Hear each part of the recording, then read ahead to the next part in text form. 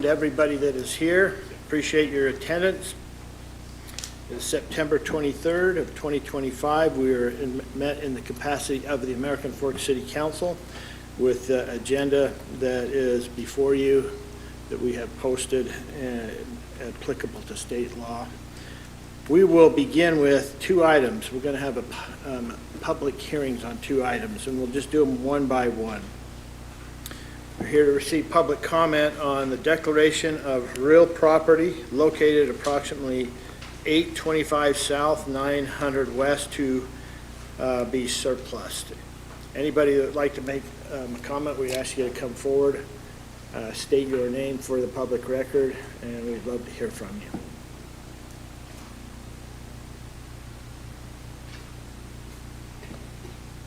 Seeing none, we'll move on to the other item on the public hearing, and that is to receive public comment on adjustments to the fiscal year ending June 30th, 2025 city budget. Again, we'd like to have you come forward.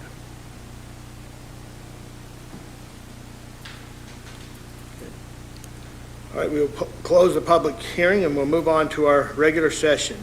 We'll begin with a Pledge of Allegiance, after which we'll have an invocation by Councilmember Taylor, and then I will conduct the roll call. If everybody would please stand.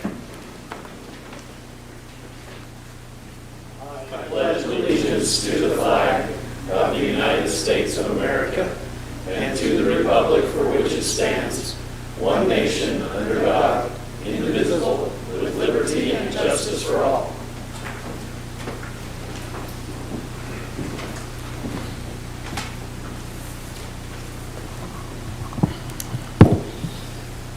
Our Heavenly Father, as we come before Thee this Tuesday evening, we are grateful for the opportunity that Thou hast given us to meet in the capacity of City Council meeting for the City of American Fork. And we are grateful this night, Father in heaven, for the freedom that affords us to do so, for those things that have been put in place that allow us to come and conduct the business of the city.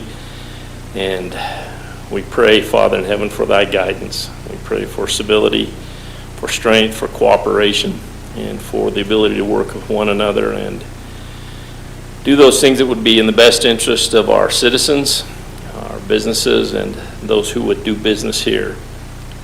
We are grateful, Father in heaven, for this great country and grateful for those who protect it. And we pray that Thou would watch over our men and women in the military and our public safety officials and personnel, that Thou would give them strength in these difficult times. We pray that Thou would give us strength as humans, that we might be more compelled to be kind to one another, more willing to listen, more willing to calm ourselves and do things that would be in accordance with Thy mind and will, that we might exist and might give strength to one another and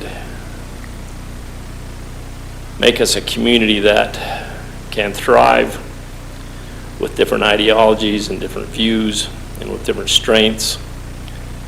And we pray, Father in heaven, that Thou would help us to now go through this evening with peace, with the guidance and the help that we need for the decision making that will come before us.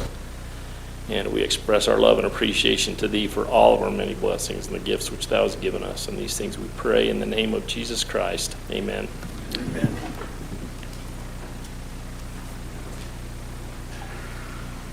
Okay, I'll now conduct the roll call. Councilmember Hunter. Here, Mayor. Councilmember Holly. Here. Councilmember John. Here. Councilmember Carroll. Here. Councilmember Taylor. Here. Okay, we'll now move on to item number 2. It's time we set aside for public comment. Anybody who would like to address the mayor, the council, the senior staff, we would invite you to come forward at this time. Again, by stating your name and limiting your remarks to about 2 minutes. I would like to say that we have items in the action items. If you are not an applicant in that process, this is the time that we'd like to have you come forth, and we'd love to hear your opinions and thoughts. So we'll open it up to public comment.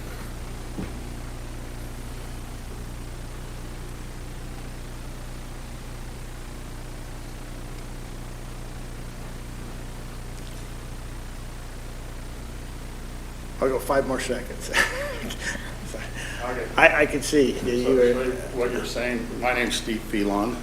yeah. What you're saying is we're not going to be able, this is the only time we'll be able to comment on the action Yeah, I items think later. with it, I'm going to leave it to the applicants, Okay. and to the city council to ask questions. This is the appropriate time. Okay, just want to make sure it's the right Yes, time to come yes. forward. Thank you. I am here as a neighbor of one of the applicants on the Dunn thing. I would like to, Can you state your name? I mean, I know I you. did that at the Oh, beginning. did but you? I'll say it Okay, again, sorry. Stephen Phelan. Okay. I'm ESP Excavation. I'm the neighbor of the applicant. I'm not opposed to it. This is a service that's needed. It's a green service. It's a recycling. Where the applicant is doing this is probably 500 feet from the road. Been doing it for 5 years that I believe. I don't think we've ever had any complaints. We got the same kind of thing going on I-15 and Center Street in Provo, right off the side of the road. We've got the same thing coming in Salt Lake, right there between I-15 and 5th West on 35th South, right next to a meat packing place. I can't think of a better place. There's no neighbors besides me and TSSD and the Southam people that this would affect in any way. I would admonish all of you, if you don't really understand what's going down there, to take the opportunity to go see just what kind of impact or little impact there is. And if you can't visualize what it is, I would encourage you to table the item until you can see what you're really voting on or against, for or against. But I really feel there's a need for the service in the county. And I know that we have limited the speed of all the traffic going down there to 10 miles an hour. We have water trucks that run every day. Like I said, I don't know of any complaints that we've ever had. We've got a lot more traffic down there now with Amazon and rice rockets running around, but as far as what the applicant's been doing, I think you really need to come and see. Thank you. Thank you.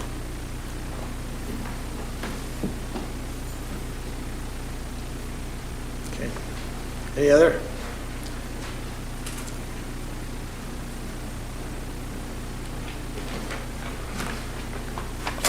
Good evening. I'm Michael Roderick with Roderick Enterprises. We have the Catalyst Business Park just north of the Dunn facility. And we have developed 7 buildings in American Fork, roughly 900,000 feet. We're trying to provide a beautiful Class A business park for the city. We've been able to attract Amazon, Builders First, Thrive Foods, and many other corporate tenants. We would like to continue to do so, hopefully. In all our projects in American Fork City, they have made significant requests on us, and we have followed the rules of your city to a T. Sometimes it's taken us 2 or 3 years to get it to happen, but we have done it. And we'd expect American Fork City to follow the same rules with this applicant or any other applicant.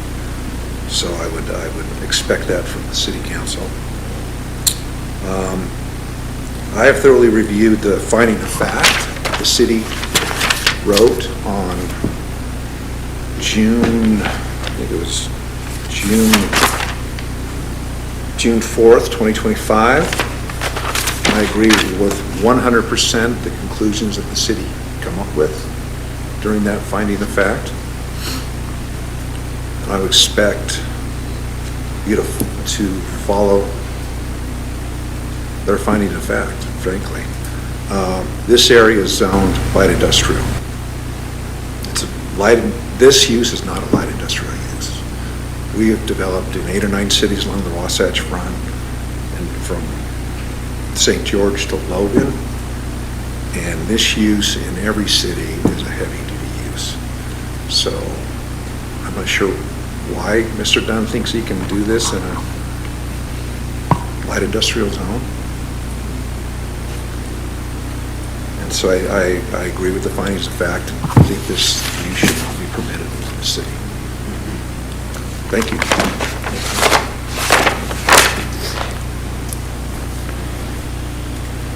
All right, anybody else would like to make a comment at this time? If you see none, we'll close the public comment period. We'll move on to item number 3, our city administrator's report. I don't have anything to report tonight, Mayor. Thank you. Thank you, David. Now move on to council reports. I'll start with Councilmember Hunter. Thank you, Mayor. I just want to thank Councilmember Taylor for his prayer. Obviously,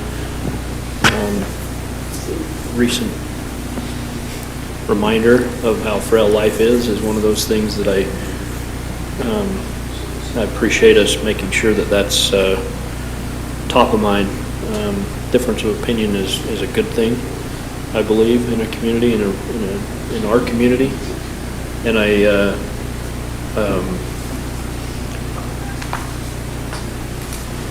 just appreciate that we can have difference of opinion and still live together. And I would just, anyway, I just wanted to thank Councilmember Taylor for that. Appreciate serving with each one of you. That's what I have, Mayor.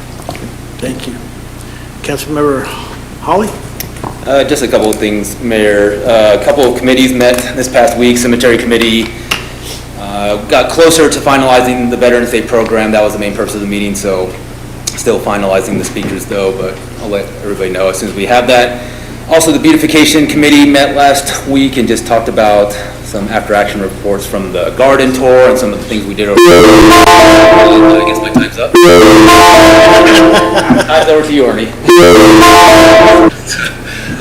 And then we also got to meet our new forester, and he comes with a lot of experience, and he has a lot of really cool ideas, and he's already implemented that. There are already some new trees apparently in the city. If you have to go, I guess, hide and seek and go find the new trees around the city that he's already planted. But excited to have him as part of the project to beautify our city. And kind of to go along with what Ryan said, just in the wake of the events that have happened recently, I think how important it is that we have this opportunity to meet here as a body, to have people speak freely in a public setting, and how important it is that we respect differences of opinions, but also how we don't let moments like this cause fear to keep us from standing up for what is right. I think that's so important. That's probably my biggest takeaway, is how important it is that we continue to stand up for what we believe is right, and not let fear get in the way of what we want to say to others. So that's all I have, Mayor. Okay, thank you for that report. Councilmember John. Thank you, Mayor. Real quick, we had our 911 board meeting on 9/11, the morning of 9/11, and obviously we were discussing the event at UVU, and I want to thank our police department. I know we had several officers that responded to that and spent a lot of time down there, and so, Chief, I appreciate your people and the things that you do, not only to keep just our city safe, but our entire Utah County. But in that, we realized that was really the first test of the 911 system since we changed radios a year ago. And we're going to, our 911 group is going to call an after-action review for a big portion of the whole state. And we're all going to get together and say what went well and what didn't. It's terrible to have to do this, but this really put our 911 to the test, the entire system statewide. And so we're going to make sure that we get the data so that we can continue to do the job we need to serve our citizens. And that's all I have, Mayor. Okay, thank you. Councilmember Carroll. Yeah, thanks, Mayor. I'll just say really quickly, I had a meeting with the Legislative Policy Committee, and I was just saying to Councilmember Taylor, I should have brought my notes to give you some specifics here. I will send you an email with a couple of the bills that they are watching. I also had a library board meeting. We are systematically going over some of the policies of the library, so we did 3 or 4 that we looked at, and those, of course, will go to our attorney, and then they will be coming to us as a batch when we get either all of them or a bunch of them together. So that's all I report today. Okay, thank you for that report. Councilmember Taylor. Nothing to report, Mayor. Okay. For the mayor's report, item number 5. I'm going to take the day back to 9/11, if I could, and that was a wonderful day in our city. It started off for me over at the New Skin Building, United Way, we helped cook breakfast and serve breakfast for people that were basically corporations that were sending their employees out into various places to serve in capacities with charitable organizations. And there was a neat flag ceremony and a very brief speaker that kind of set the tone. And the tone had changed from 9/10 to 9/11. Things were very, very different. But it was a good event to attend and participate in for me and to see and be alongside other mayors. I went from there to the United Way in American Fork. American Fork is privileged to have one of them, one of the major corporate tenants that supports it financially. And on this day, they brought an army to help paint and clean and do things, and that was Texas Instrument. And they have pledged financial support over a very extended period of time. And this day, they pledged their employees to participate in that day of service. The day ended with, I was asked to speak briefly at an event that had been planned months in advance with Church of Jesus Christ of Latter-day Saints. They had 8 stakes, youth groups that came together. They were introducing a new music theme, and they thought, we can't let the kids go without remembering what happened on 9/11. And as I thought about it before, these kids were not alive. They did not. They're reading about this. They're trying to understand it. But again, what I had thought in a few minutes in my remarks completely changed because of what happened on 9/10. But I had a captive audience, and it wasn't captive because I'm a captive person, but it was captive because of what was going on, and the kids were processing. And I told them many of the things that I felt on 9/11 24 years ago, I'm feeling today.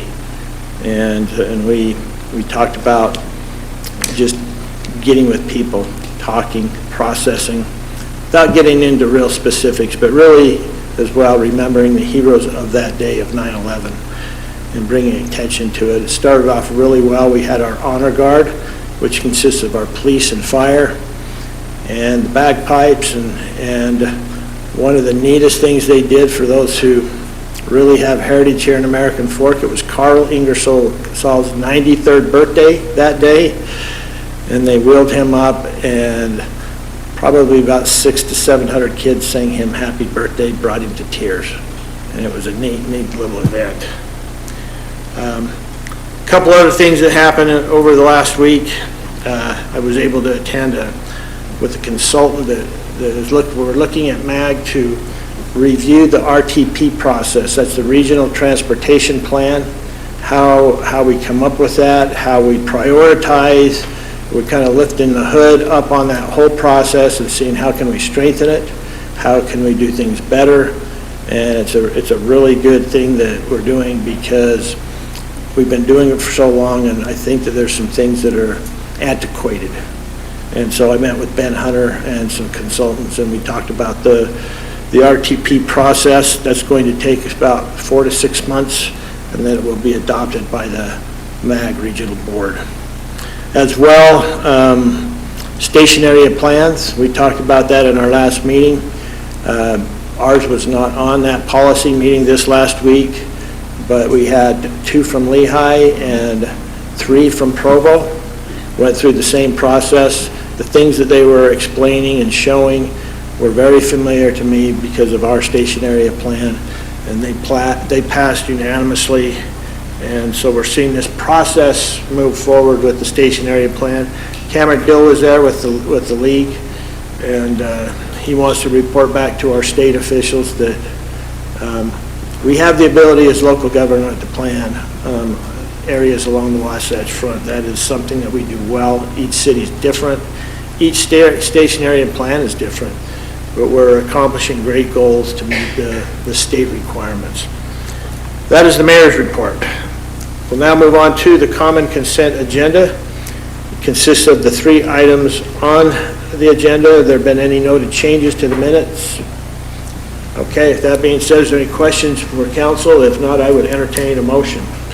Mayor, I move to approve the common consent agenda as presented. Okay, I have a motion by Councilmember John, I'll second. second by Councilmember Taylor. Any discussion on this motion? Yeah, I'll call for a vote. Councilmember John. Aye. Councilmember Holly. Aye. Councilmember Taylor. Aye. Councilmember Hunter. Aye. Councilmember Carroll. Aye. Item number 1 is review and action on a resolution approving amendments to the fiscal year ending June 30th, 2025 city budget. This was part of our public hearing. Now it's before us to discuss or answer. I'll have Anna here if there's any questions that you have in regards to these amendments. Maybe I have a couple of questions. And I guess the first point is it's good to see our sales tax was 10% higher than what we had estimated. That's really nice to see that. I know that there are some cities who are struggling with sales tax. So it's nice to see that we were low on that. Just the two ones that maybe had the biggest jump on the expense side, I just had questions about. The utilities for parks went from 60 to 153,000. So it's about a 3X change. And then the part-time employees, that increased about 75,000. So I guess if I could just get some insight on both of those items, that'd be helpful. Yeah, specifically utilities, we charged each department the city cost for irrigation and water. So we own those utilities, but we charge the departments for that use, which we hadn't done last year and we hadn't budgeted. And so in order to do that correctly and charge the departments appropriately, that needed to be a budget item, and we'll budget appropriately moving forward for that. Just put some money where it needs to be. And then as far as part-time staff, it's tricky because the season goes between fiscal years. And so you have the whole swim season. Part of it is in fiscal year 25, part of it is in fiscal year 26. And so we're just truing that up. I'm not sure if Derek is here, but he might be able to speak more to that, or I can get more information on it, specifically why. But we had budgeted a little bit lower than anticipated. Thank you. I was just going to ask, there's a note on here about that SRFLF funding. Can you go through that and explain that? And I don't know how I missed it. I actually don't know what that is. Okay, so that's multi-year funding. That was our COVID dollars. And so we had to true that up for this fiscal year. The final report was due in March, that's and so right. we needed to earmark those funds for a specific purpose and to Okay. I remember now. maximize the utilization of those funds. We had to move projects around in order to make sure that we had used the entire funding. Okay. So it's trimming it up, moving it around to the projects that they're being used for.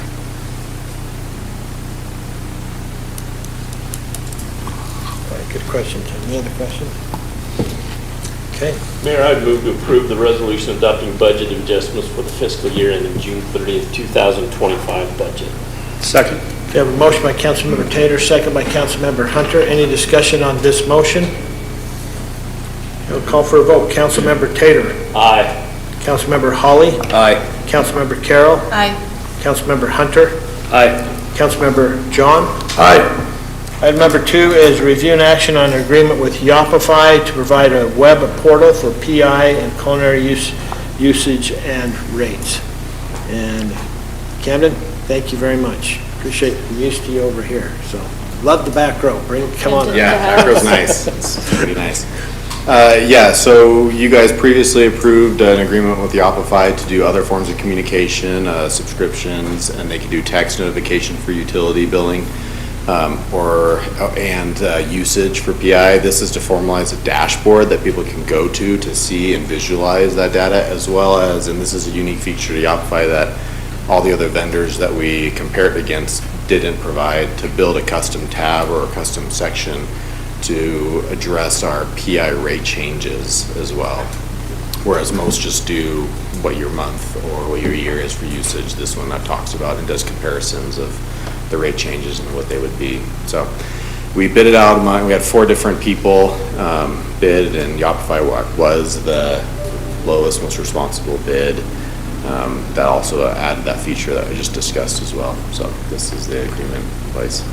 Did I read that right on that feature, that you aren't required to have a login to be able to go in and use that particular piece? Yeah, that's also a new That's unique thing for great. them, is that it looks up the text, the phone number or the email associated with the account, and if it matches, you go in. That's awesome. Yeah, it's pretty convenient, which hopefully can reduce one of the barriers to people to going into their own dashboard to view that data. So that should help them with that. That's a huge barrier for me. I don't know who that was. That was me. I was looking at a Oh, thing okay. with Yopify while I was doing that, sorry. No worries. This is huge, because I've been a little bit of a stickler on this, a little bit about making sure that people have the information that they're gonna have at their fingertips, and this is, I agree with Councilmember Taylor's comment, that this is just, I don't have to go create a login, I don't have to do all Yeah. that stuff. It's like, you want your information, you want to be educated about what it's going to look like. We've done about, I don't know what else we could do besides hold a meeting. Camden go to their house and say. Camden's gonna show up at every I will. resident's home That's- and hand them their numbers. Consider this, because that B plan, I'd like to avoid. But thank you, because I know that wasn't easy, and this is taking a ton. That spreadsheet you created that is getting us that information is huge. That's good. I'm glad it can help. And cost-wise, if you pull the cost down per connection, this is really cheap. This is not an expensive option for the city to be able to do that and give this to our residents. Good job, Ken, in working with everybody and For sure. picking Yeah. the service we need. Not only is it going to be what we need, but it's cost-effective, so. Yeah, thank you. Yeah, I really appreciate the fact that you kind of read the room. You were hearing us in work sessions, and you went and found a solution. It was great, so Yeah. thank you. That's good. Yeah, I've done. Mayor, with that, if there's nothing else, I'd move to approve I gotta scroll to my page, or look at the one out in front of me. Move to approve the agreement with Yopify to provide a web portal for PI and culinary usage and rates, and authorize the city to sign the necessary documents. Second. We have a motion by Councilmember Hunter, second by Councilmember Holly. Any discussion on this motion? Okay, I'll call for a vote. Councilmember Holly? Aye. Councilmember Hunter? Aye. Councilmember Taylor? Aye. Councilmember John? Aye. Councilmember Carroll? Aye. Item number 4 is review and action on an ordinance amending Chapter 6.04 of the American Fork City Code titled Animals. Going back on a work session that we had, it's been probably 3-4 weeks ago, maybe longer, time flies. I think that we don't have animal control. Chief, are you prepared to talk about this? If there's any questions, do we have questions? I do have Okay. some questions. All right, But thank I you. don't know if it's so much for Chief, maybe, I mean, some of the writing, I have a bit of, the text itself, I have some issues with, but anyway, if you're ready, Mayor, I can. Let's go. Okay, I mean, I have a bit of an issue with this ordinance anyway, I kind of brought up a lot of these in the work session itself. I guess questions for you, Chief, or whoever else, will there be any kind of grandfathering in for this? So if I already have more than 3 animals, will I be asked to give up an animal? And then, kind of along with that, when we enforce this code, what is the city gonna do with the animal that exceeds 3? So if I have 4 animals, I'm told I have to get rid of one, are we gonna take it to the shelter? Just kind of, those 2 are the main questions I had. I'm not quite sure how Heather, if you have anything that you'd like to chime in. Sure. As to the grandfathering issue, if the pets are properly licensed through the city ordinance, I would imagine that if they had more and they were properly licensed, then the city could look at that and determine whether or not there was a violation there. But more often than not, it's my understanding that these animals are not licensed properly through the city. And I can't think of a circumstance necessarily where we would even have a process to grandfather current pet ownership.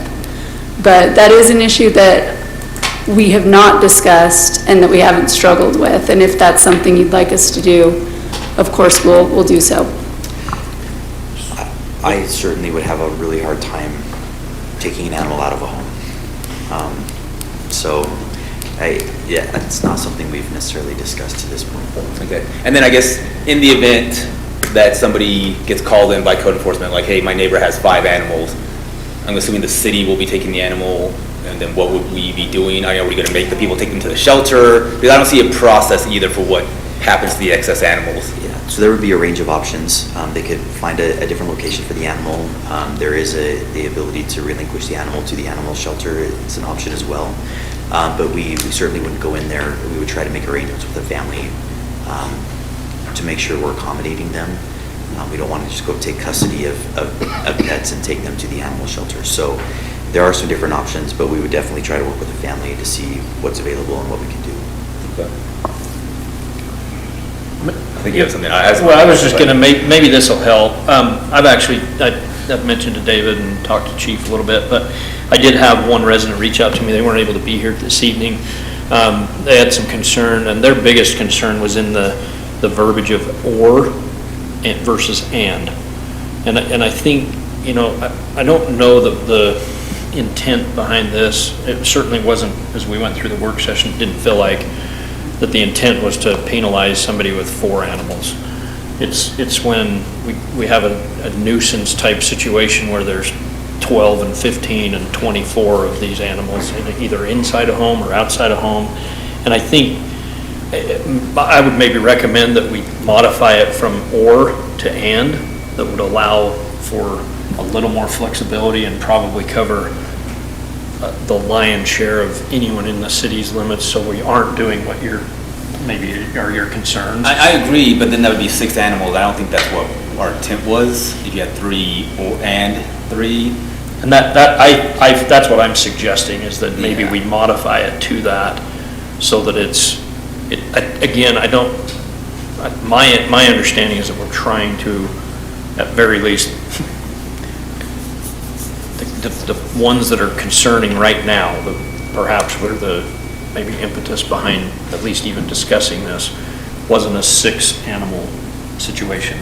They were situations where there was hoarding, for lack of a better word. Unspayed animals and having kittens and things like that. And so that's maybe my recommendation. If we do go forward with something here, I would be in favor of converting it, just saying, instead of or, saying and. So 3 dogs and 3 cats. Up to that, yeah. But you certainly don't have to have that many, but yeah, that I think covers probably percentage-wise within the city of responsible pet ownership. That's got to be the lion's share. In my opinion, I feel you. But in my opinion, responsible pet ownership is the least of our worries in this situation. Of course. And they could have 4 dogs, and if they were responsibly taken care of, then we would never know, and there would never be an issue. And frankly, the way we'll enforce this is when we're called out on a nuisance that we need to go out and be able to take care of that. I don't know, I think 6 is a lot. Dog owner here, everyone, please relax. I love animals, but I don't know. I think that's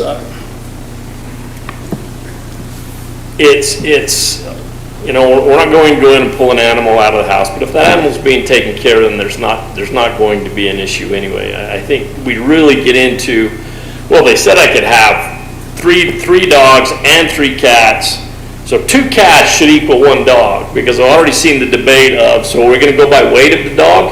So if I've got a Great Dane as opposed to a Shih Tzu, what's the ratio there? And the thing of it is, people that are taking care of their animals, this isn't going to be an issue for. So I'd rather have a hard line of an either or. I don't think it should be 3 and 3. I can acquiesce and cave in a little bit, but I don't think it should be 3 and 3.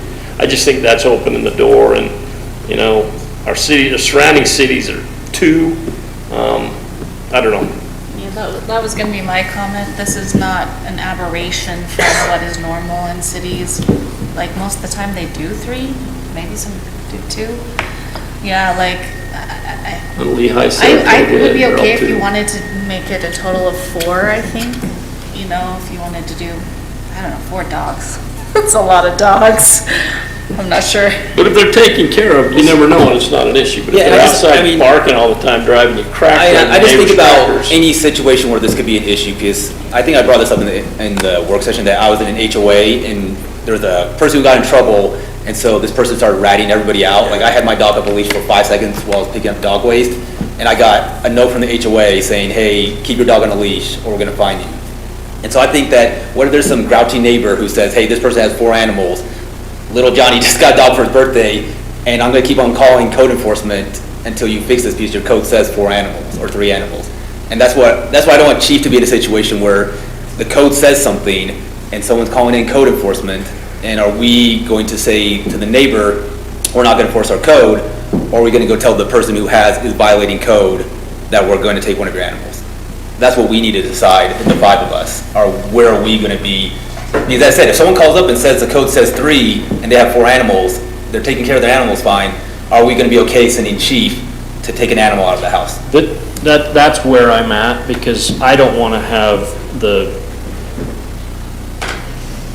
overzealous neighbor, perhaps. Great way to put it. Who, you know, Yeah. and the fact is, if they have 2 and they're a nuisance, it's still a nuisance. What we're trying to do is, It's a nuisance, yeah. I just don't want to get into a situation where we have Chief rolling out trying to, you know, I mean, the intent behind what we're doing is to make sure that there is something that allows us to. So do you think that's gonna go away with the higher number though? Or do you think it's gonna be here no matter what, because we're finally putting an ordinance in place? I think my personal opinion, my hope, I guess, I don't know, but Chief probably could speak, well, he certainly can speak way better to this than I can, but my hope would be that we eliminate the potential for some overzealous neighbor or vindictive neighbor who just says, I'm gonna make sure this code is enforced. Yeah, to go along with that, and my personal experience, once again, I'm from a big family and we love animals, and we've definitely had more than 3 animals in our house growing up. We had a big house, and sometimes we had a big yard. Sometimes we were in violation of city code. But we loved and took care of all of our animals. And so that's the thing. We definitely had 6 animals in my house in certain cities in Utah County, because I don't know if it's past the statute of limitations. But we definitely were in violation of city code. And so, and they were all loved and taken care of. There were no animals running around causing chaos. We spayed all of our animals, neutered them all. And so, but if someone had called on us and said, hey, these guys have 6 animals, then we would have had to give them up 3 of our animals. So then, what you're saying though is no limitation at all, because I there is mean, no line I would there say would be that- like, okay.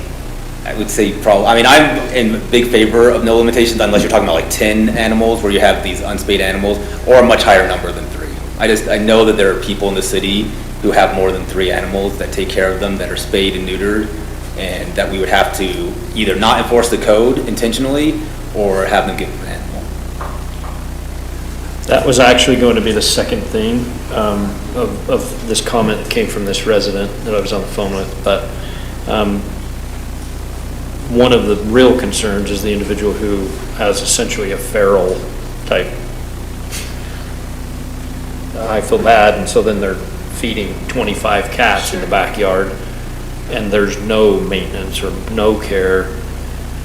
And I would love to see, whether it's part of the code or not, Chief, but if there was a way we could work with Humane Society and come up, I know they have a mobile spay and neuter program and things like that. That was a recommendation that however we can help that process.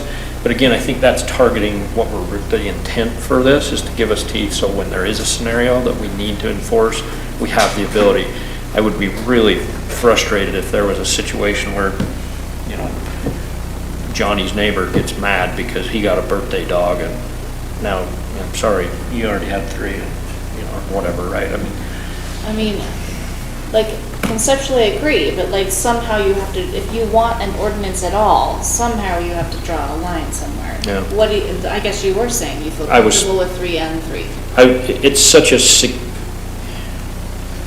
I mean, and versus or seems like it covers such a huge different percent of the population with that for me, that's why I said that, but I'm open to. And I think you'd have like the onesies and twosies that we could always talk about that are past that. I think that's 99.9% of the people in American Fork. where, I don't know, I think it should be a little bit higher probably. So how do we craft an ordinance so that the chief has what he needs to do to enforce it when we've got those feral animals? Ones that's that what need taken care of. PG is 2 and 2, 2 cats, 2 dogs, that's the way they are. I agree. 2 and 2? 2 and 2, so you can have 4, so you got 4 total, 2 dogs, 2 cats per resident, or per residence. It's a little better.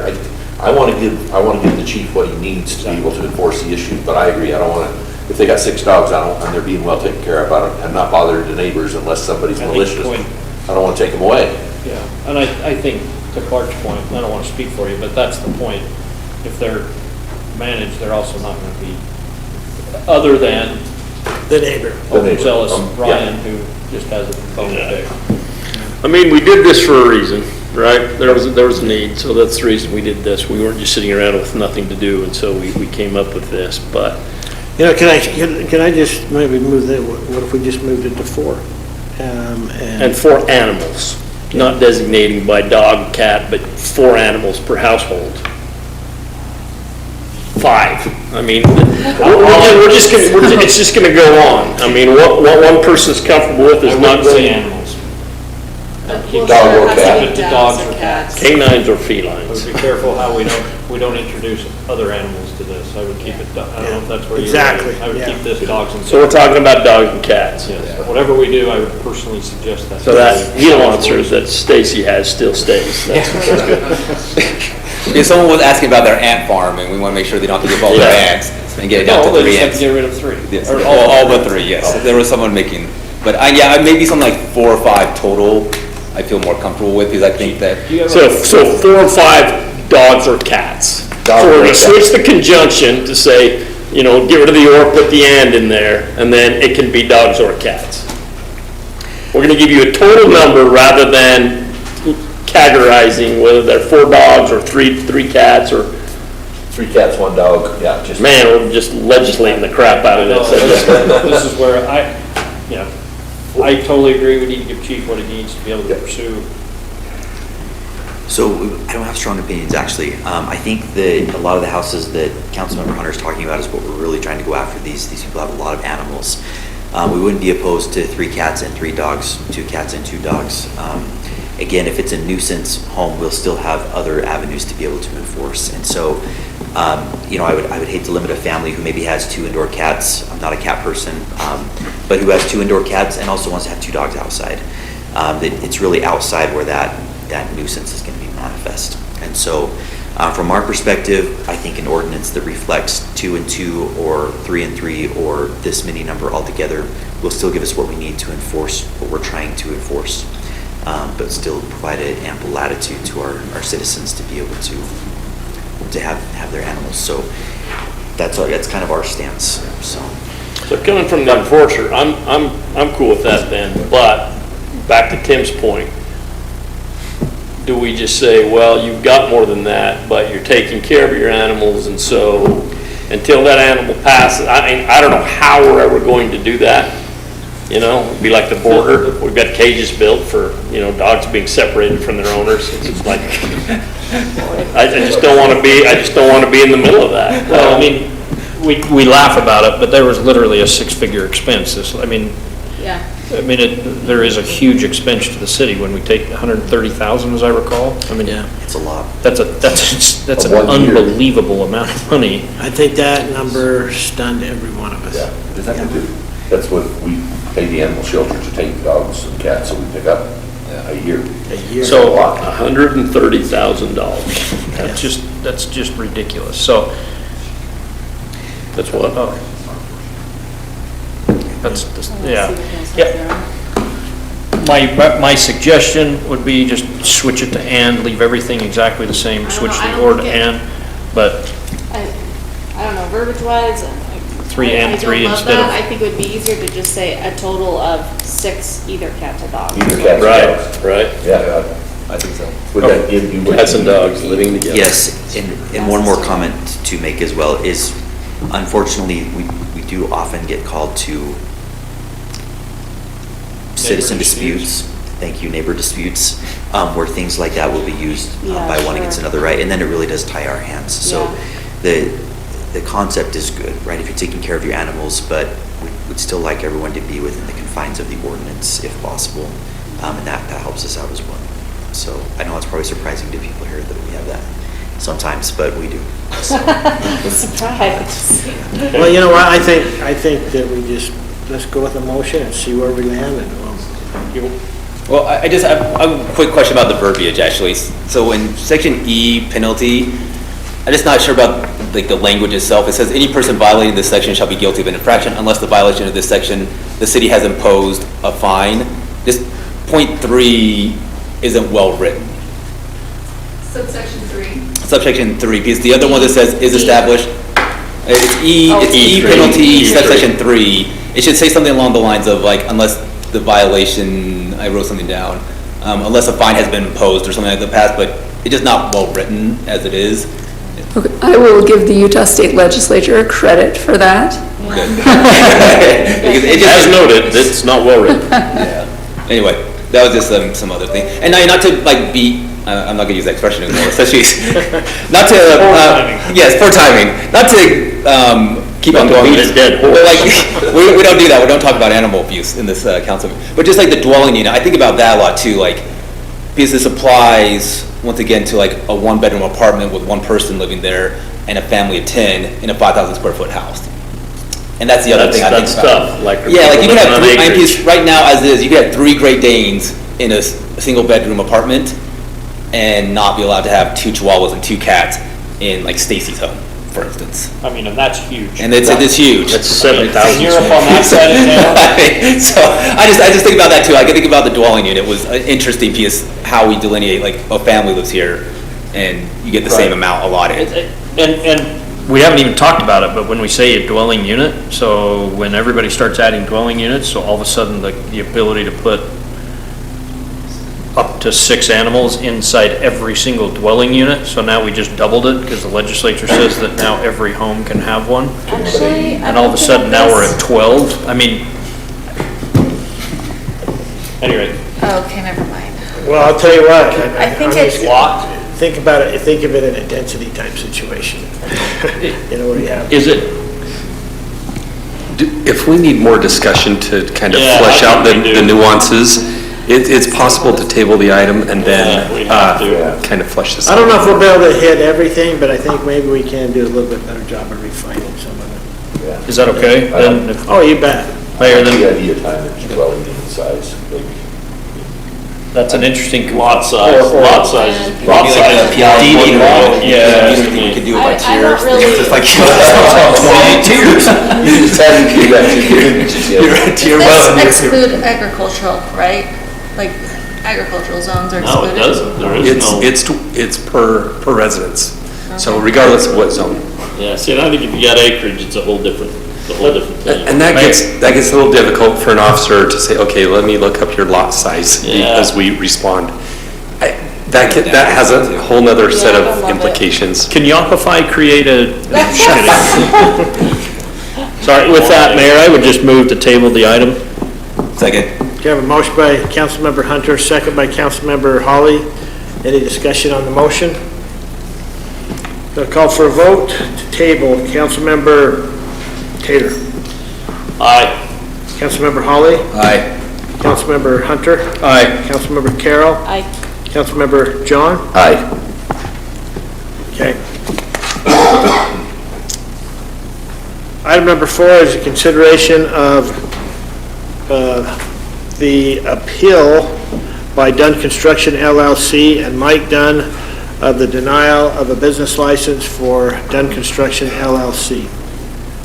And it goes first, I'm going to have Heather. Heather, if you wouldn't mind just kind of giving us a kind of a roadmap, maybe where we need to be, just explain this process. This is a new thing for us as a council. So just give us some good guidance here. Okay, yeah, thanks, Mayor. We are here on the appeal of Dunn Construction LLC's business license denial. Dunn applied for a business license, and I'll let, of course, the city staff that'll be presenting this, but I'll quickly summarize. in April. It was denied in May of 2025. The business license application was because it was found that the proposed use that was occurring in the subject property was not a permitted use under the zoning code. So Mr. Dunn, on behalf of his company, appealed that to the city administrator. The provision that the appeal occurred under in the ordinance is found in section 5.04.170, and it's titled Special Situations. So essentially, the city administrator, under subsection A of that code section, reviewed all of the evidence, took evidence from Mr. Dunn and his attorney, and then issued some findings of facts and conclusions of law, essentially upholding the denial of the business license that was done in May by the Business Licensing Division. The applicant has now appealed that city administrator's denial to the city council. So that's what we're here on. I think maybe later it might be good for the council to take a look at that appeal provision so it knows the special circumstances that are allowed and the authority that it has. I'd just like to summarize one section. After the applicant is finished presenting and the city is presenting, the city council can take a few actions according to the ordinance. And the ordinance says, this is section 5.04.174, subsection B, the city council may, after the hearing, deny the appeal, grant a special exception to the applicant by modifying or waiving one or more minor requirements of this chapter for the applicant, or take steps to amend by ordinance the provisions of the chapter to facilitate or remove the barrier to the matter appealed or requested. The city council shall determine what constitutes a minor requirement for such a special exception may be granted. So as the applicant presents their case, just like to remind the applicant and the city council that that is the language that we will be, that the city council will be applying in their review of the appeal. And just a reminder to the city council, you are acting in your quasi-judicial function right now, so you have on a different hat. You're not wearing your legislative hat tonight. You are wearing your judicial appeal hat.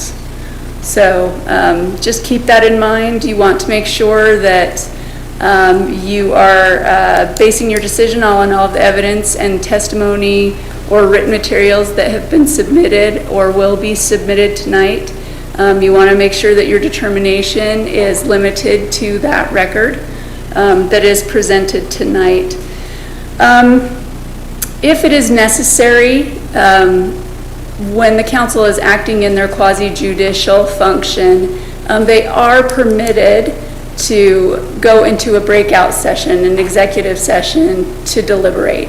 There is a line of case law in the state of Utah that allows them to do that. It is very important that all of the information gathering and decision making is made in the open meeting, but if the council needs to seek legal advice for this determination, there is a line of case law found in Dairy Products versus Wellsville City, 2000 UT 81, that indicates that there is an exception to the Open and Public Meetings Act if that is needed.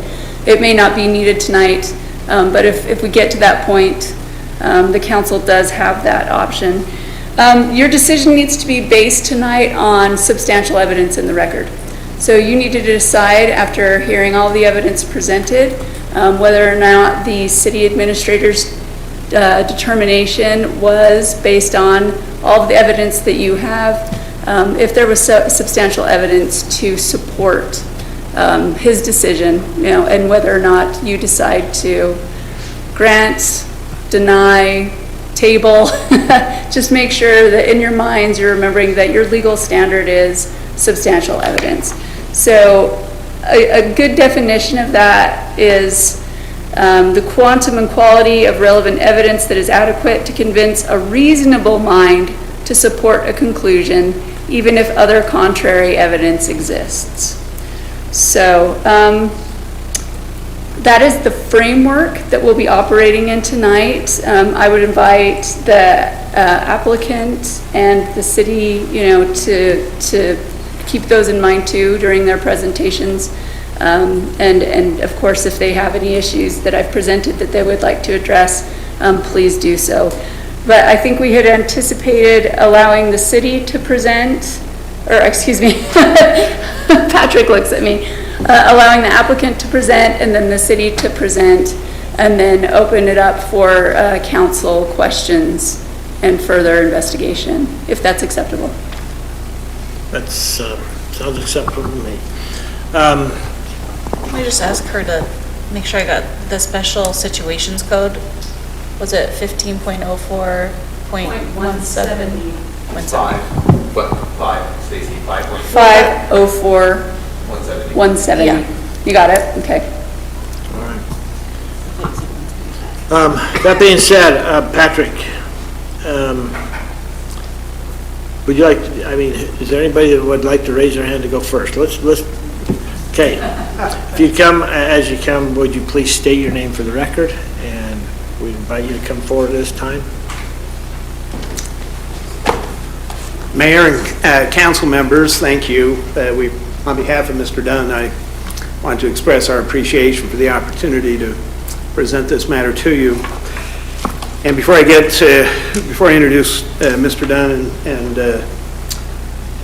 what he does on the property, has been doing on the property, I didn't realize all of the connections. I don't know some of the council members, but didn't realize that my longtime law partner, John Valentine's daughter, was council member Carol. I practiced law with John Valentine for, I think it was 32 years. When he quit trying to help people avoid paying taxes and took a position where he's trying to maximize. He's the Utah State Tax Commissioner.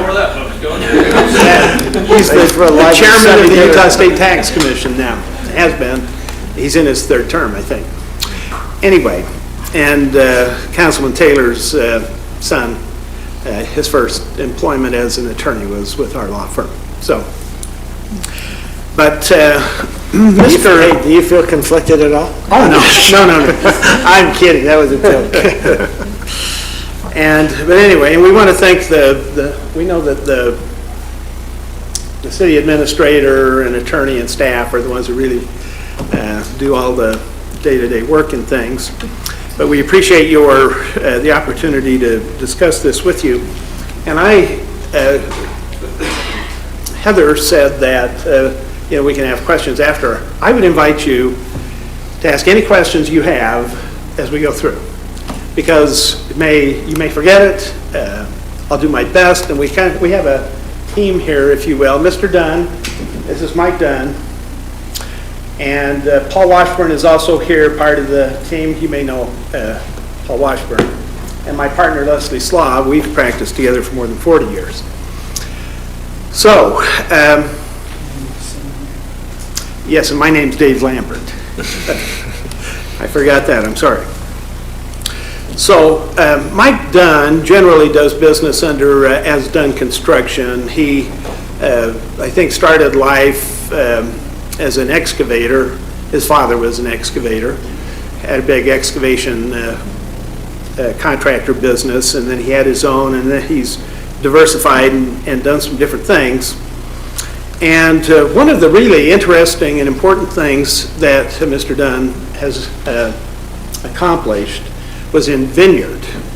Between approximately 2015 and 2020, he removed something like 240 or 250,000 tons of concrete from the old Geneva Steel site and that area of Linden to clean it up. And the amazing thing is that this old concrete that has to be removed in many different scenarios can be processed and repurposed. And what he produces is a very valuable commodity. It's in high demand. And because it's used as engineered fill. It's used for commercial and residential foundation work. It's used for road base. They can make it, coarser or finer, and depending on the need.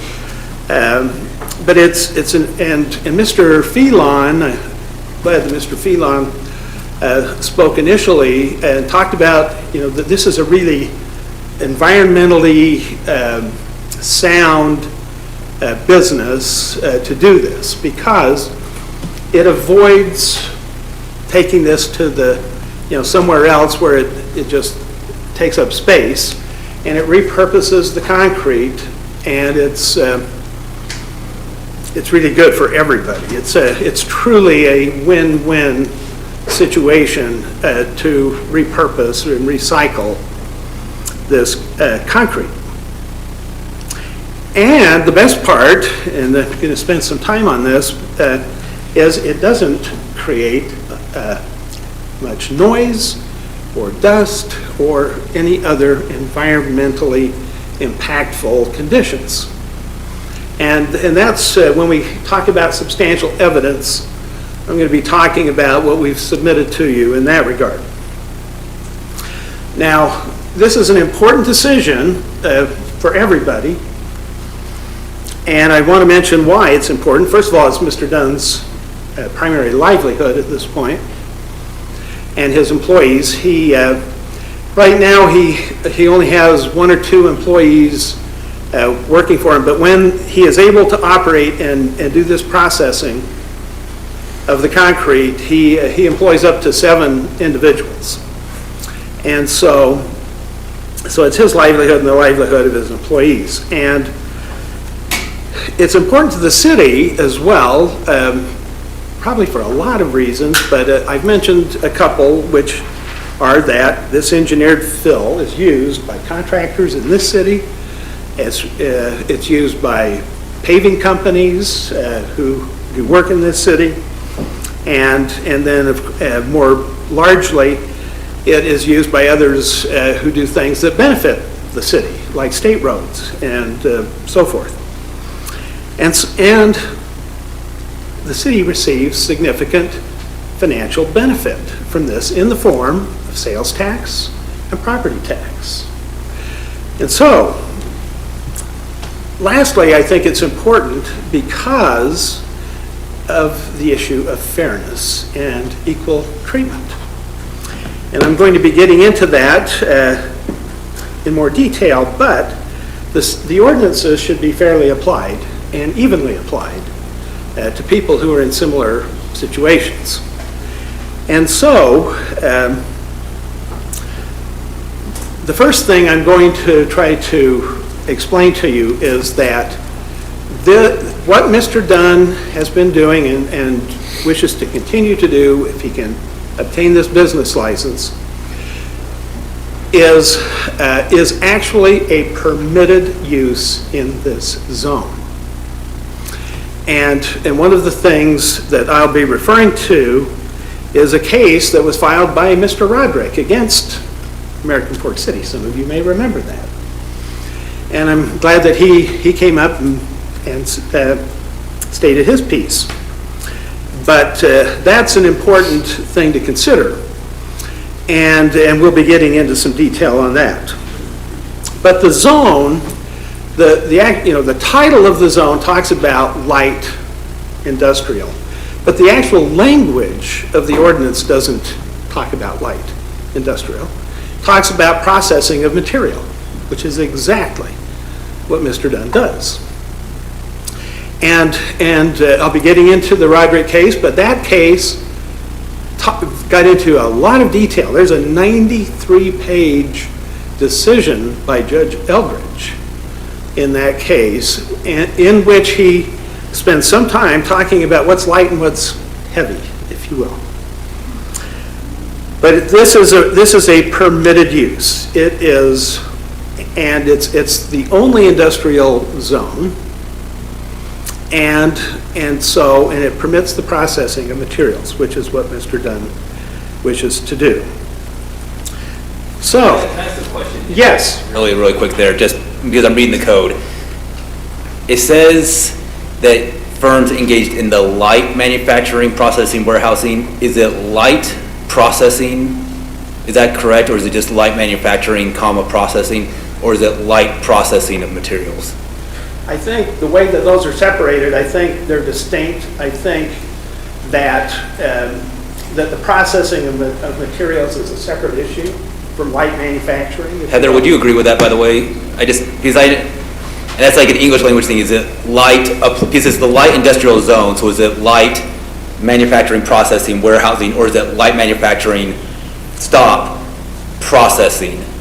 So are you speaking specifically to subsection E permitted? No, it's subsection A where it says the intent, and I think this is what he was referring to. It says that firms engaged in the light manufacturing, processing, warehousing, fabrication of goods and materials. Is it saying light processing or is it just processing? And that might be semantics, but I think it maybe gets to the heart of the issue of a light versus a heavy industrial zone. Do we allow any kind of processing of materials, or is it only light processing? So my argument and assertion on that is that light would modify each of the Activities? separated by the comma. Okay, that's all. And I think that manufacturing is a very distinct thing from processing and warehousing. And so but it's a very good question. But I also think that it doesn't matter because what Mr. Dunn does is light. It's not heavy, and I'll explain why. So the ordinance itself does not directly define that term, light. But the substance of the ordinance itself makes it clear what is intended. And what is intended is that light means that it meets the environmental quality and conditions that are specified in the ordinance, meaning that it does not create noise or particulate dust or other environmental conditions or odors or anything else that would be environmentally offensive, if you will, that go beyond the perimeter of the property, that go to the public streets and so forth. So that is the actual, within the ordinance definition of how you can decide what's light or not, what's light or what's heavy. And so we submitted an environmental study to you. That's in the packet of materials. And maybe we could, I could probably refer you to the page.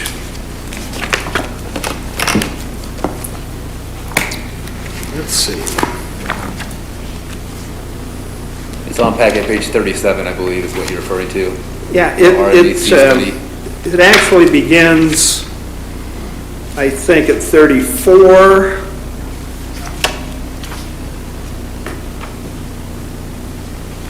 Oh, no, it actually begins earlier. 37 is what I have for me. It begins at page 30. If we could put page 30 is up on your screens now. I'm assuming you can all see what's up on the screen.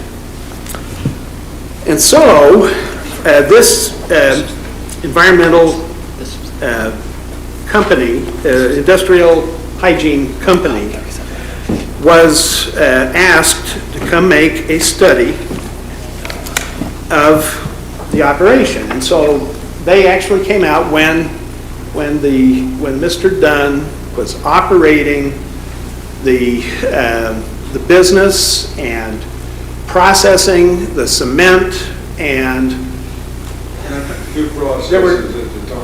there were two machines going at the same time. So would you say that was actually one of my questions, was it that pretty normal operating? That wasn't like light work, that was pretty normal? It was extreme, to be honest with you, because we usually only do one at a time. But I wanted to prove that when I do two at a time, that it wasn't creating a problem. Nothing was leaving the property. That was the way the test was set up. So everything on site was taken care of. And so, Mr. Lambert? yes, Could you have Mr. Dunn come up to the microphone? You know, when Ronnie, what you he's have to think speaking? is when you speak, you might think that these microphones are very sensitive. In fact, turn it right in front of you. You don't have to even bend down, but as long as you'll project into it. Okay, Yeah. what's the question? Let's go ahead and just repeat what you just said about. introduce yourself. Okay, Mike Dunn. When we run the test, I wanted to run the test with the surrounding businesses going on. Then we turned around and went out on the street and run one test. We run the test with one crusher going at one time, meet all the equipment that went with that. Then we did another test behind it with both machines going on. So that the worst case scenario, if I got a big job and I was supposed to be doing the sewage treatment plant job, I was making material for that, you would know exactly what would happen noise-wise, dust-wise, anything that could be environmentally dangerous.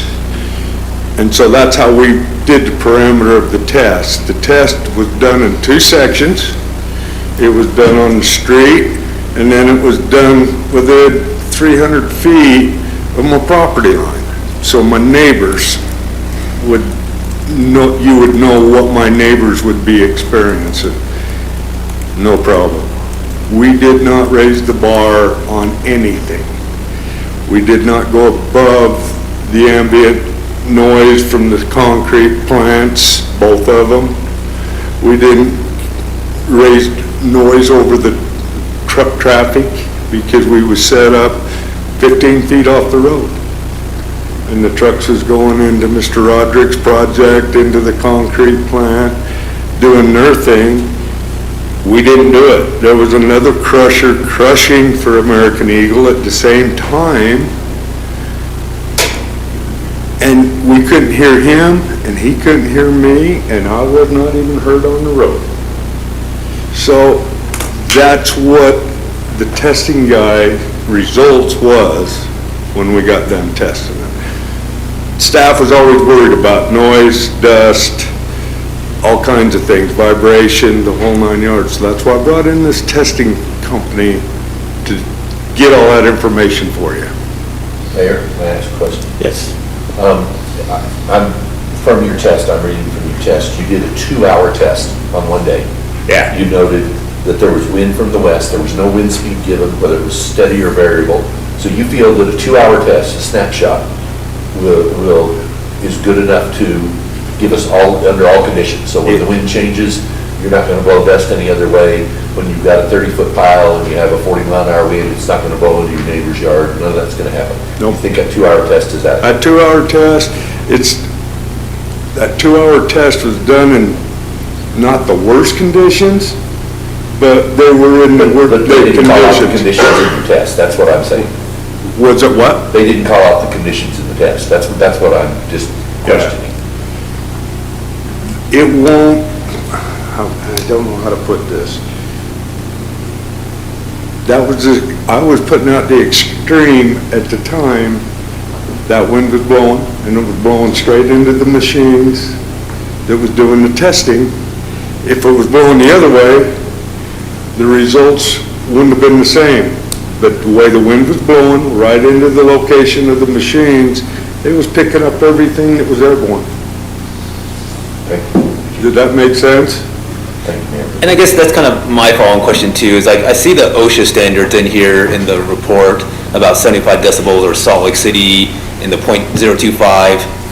And reading the code, it doesn't specify anything, it just says limit the generation of noise, vibration, smoke. Do we as a city have some kind of standard like, hey, we don't want to go over 75 decibels, we don't want to go over 80, we don't want more than, at any time, not even the average, we don't want at any time to go over 0.03 milligrams, whatever the thing is. Do we have anything that, in any part of our code about that, about noise or particulates? I don't believe we do. Because that's where I know, we have more to talk, I know that everybody's gonna talk, but that's where I do have a bit of an issue, because when it just says we want to limit, like, what does that actually mean? To this point, because you did a study with actual data, so what does that mean for the city to say we want to limit X? And if we don't have a standard, then we don't know if they're way over it or way under it. And maybe Patrick, you can speak to that, or Heather, I didn't see that in any code anywhere, or any of our AF City reports. And so and I saw what you shared with the OSHA standard, but I didn't see anything from our side. I have to produce this in my gravel pit out at 5 Mile Pass. MSHA is different than OSHA, it's more strict, but they put respirators on my people for 4 hours. They have a study. There is a table out there that you can go by. 85 decibels, I'll be honest with you, when we was not running, it was going above 85 decibels just with the street traffic.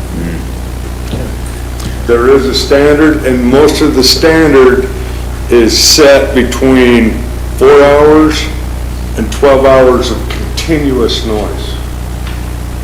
We fall clear down under, they can listen to that 85 decibels for 12 hours or more without hurting their ears.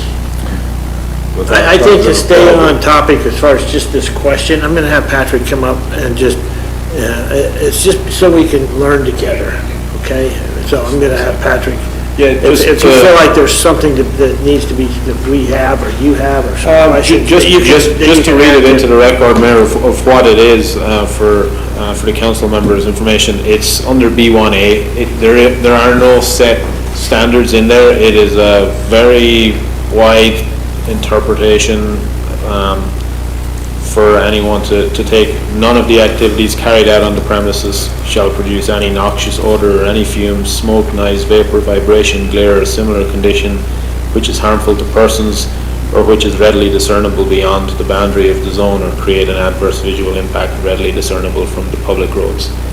Other than that, there are no standards in our code related to an activity like this.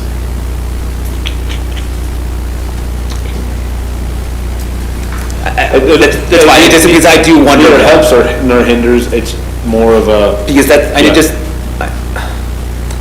it just would help my decision to know that there's some bar that we meet other than just, we want to limit it. Like for me, that's a hard bar, and I'm not saying I decided either way, just to make this decision, what is the bar we don't want to cross over? And it kind of goes to the dog thing, like we talked about earlier. Is there a bar? Because when we just say limit, then I wonder what isn't within that limit. That's all. And so maybe we need to adjust the code. I know that's something we need to do, like with OSHA standards or something. But I just know, that is something that I have to think about. It's like, if our decision is based on limiting noise and particulate matter, and we don't have a standard that we're not supposed to cross, then I don't know how we can make that decision without just kind of like putting our finger in the wind kind of thing. The only thing I would think of is that it relates back to the previously mentioned or further mentioned permitted uses, that it would be for the anticipated uses that are listed. Where this is not explicitly listed, it's not something you can put in limitations on, where it may not have been envisioned that it was intended to be a permitted use or not. Okay. Thank you, all good questions. And the thing is that the language of the ordinance applies to every kind of use. It isn't just the use we're talking about. There aren't any standards for any of the uses. And so we, Mr. Dunn, got a reputable and responsible company to come do the sampling. And they did what they would ordinarily do. And I think that's what they reported in the materials that we've given to you. And so they do, let's see, as you pointed out, if you can go to the second page, the next page of this RMEC, they do elaborate somewhat. They talk about the neighboring property, what's going on in the neighboring property. They talk about noise levels along the 1700 South Road, that they gauged that. They gauged the property, the other properties in the surrounding area. And then they talk about, they say the environmental conditions on the day of the sampling were hot, dry, and with light winds from the west. And they cite to a weather report as a footnote. And so a brief rain shower occurred during the afternoon of the sampling. But they did what was reasonable and expected in terms of assessing the operation. And as Mr. Dunn has explained, he made sure that it was operating at maximum capacity so that it would not be artificially low. And so then they, and I don't want to just review all of these results, but they talk about the different standards, and they specifically mention at the very bottom on noise monitoring that American Fork does not have a listed community noise standard. That's across the board, not just for what we're talking about. And it says most larger municipalities, such as Salt Lake County, have a standard, and so they're referring to those standards, and so what they found here was below the limits adopted by Salt Lake County and by Provo. So that, and then there are additional pages that are the attachments to their report that give you the detail for each of the areas sampled. And so if you want to, again, I don't want to plow through all of the statistics, but we ask you to consider that the findings of this company support or are substantial evidence that this operation does not violate the concept of not having high noise, not having high dust, not having other offensive conditions. And they are below standards adopted by other municipalities and by Salt Lake County. And so, and there's no contradictory evidence to this. And so we submit that we have met the burden to give you substantial evidence upon which to base a decision in favor of Mr. Dunn. Now, but I want to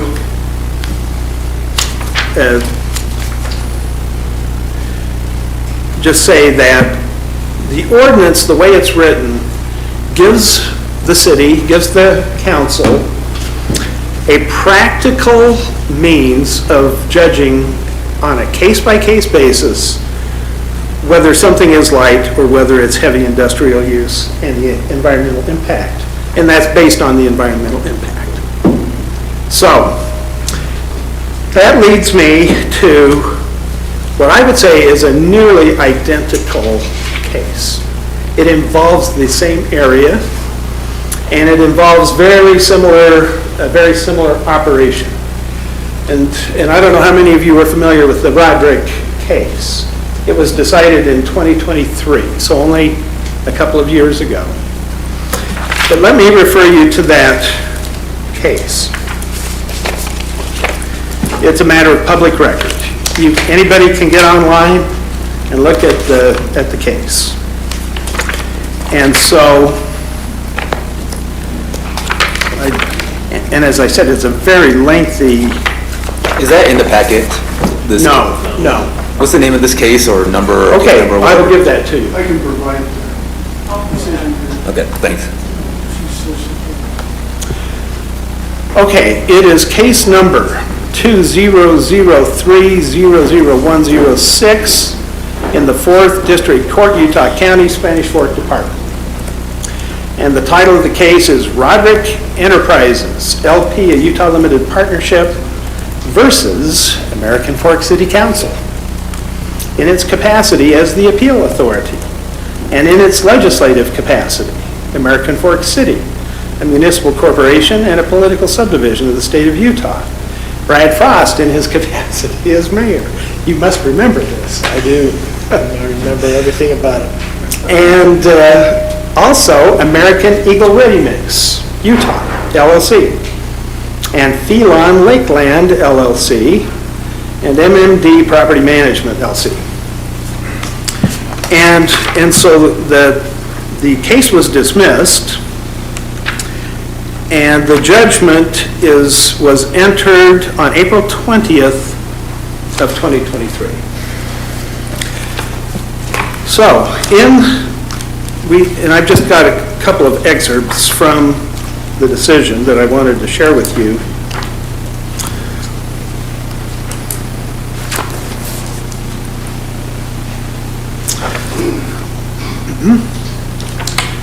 So one of the court's findings is they're reciting this council's findings, and this is paragraph number 34, page 35 of this ruling. Can you pull that up, Christina? Go ahead and keep going. Okay. It says that such an operation, in parentheses, concrete ready mix facility, was a permitted use in the I-1 zone, subject to City Code 17.4.503 conditions. And I won't read all of this, but this council found that this concrete ready mix facility was a permitted use in the zone. And it's a very similar use to what Mr. Dunn does. Now, he's not a batch plant, but they do crushing, they do processing, they do cement. I mean, it's cement processing. Mr. Dunn does cement processing. His is all of concrete that has actually been formed up, whereas they deal with concrete that's been formed up and they create new concrete. And so then,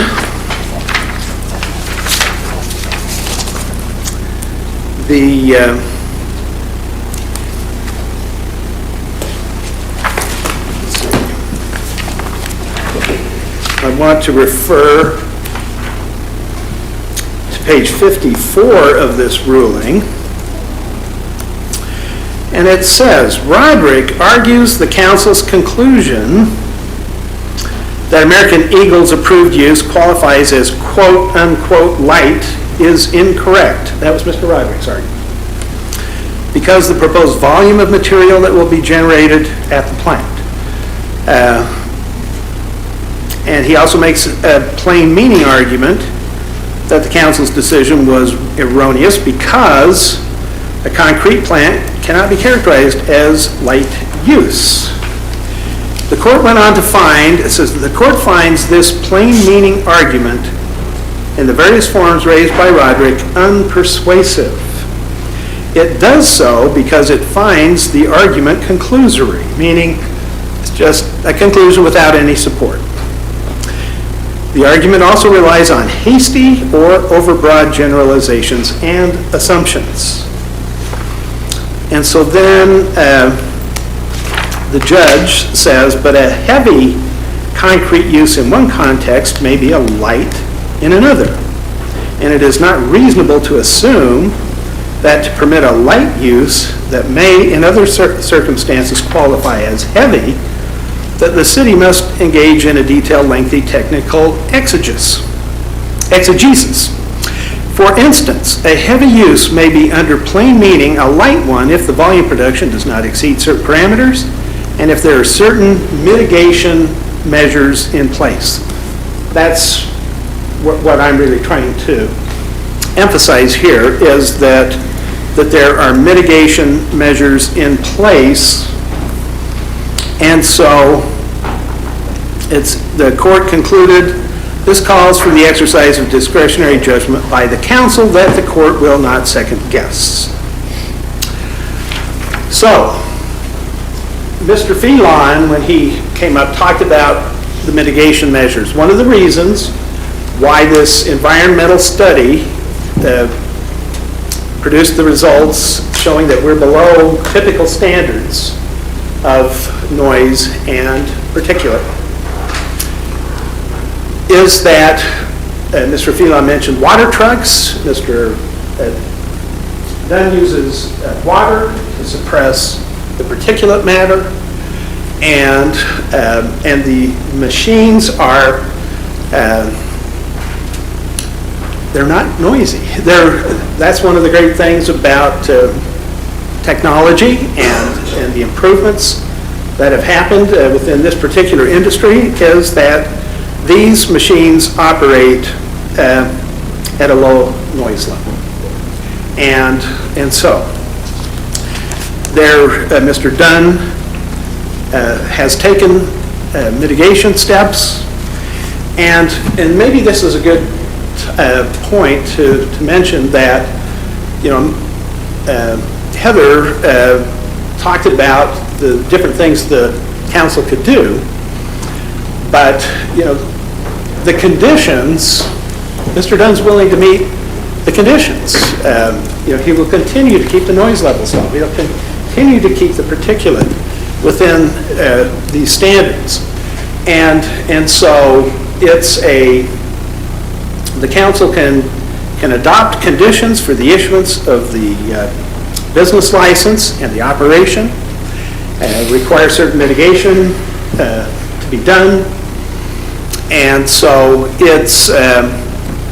he's been doing that, and as Mr. Phelan said, there haven't been any complaints.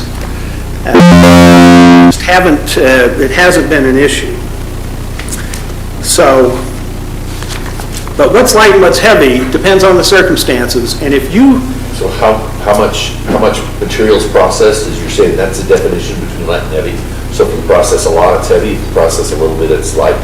Is that... No. I'm trying to understand your definition. That's a good question. Of light and heavy, because I'm not understanding. Pretty ambiguous from what the judge said. I feel like what you just mentioned could be a criteria based on what the judge ruled and what was read, but... That's what I'm trying to figure out. Yeah.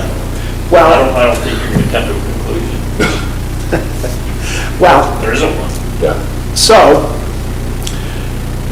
the volume is a factor, and it's one of the factors. But Mr. Roderick argued that the volume and the weight of cement and so forth was a significant factor, and the court said, no, it's really more the environmental factors. That's the way I read the decision, is that the court said that this very, I don't know how the composition of the council was different at that time, but if it meets the environmental criteria, that it's not producing excessive noise, excessive vibration, excessive particulate matter, that's light.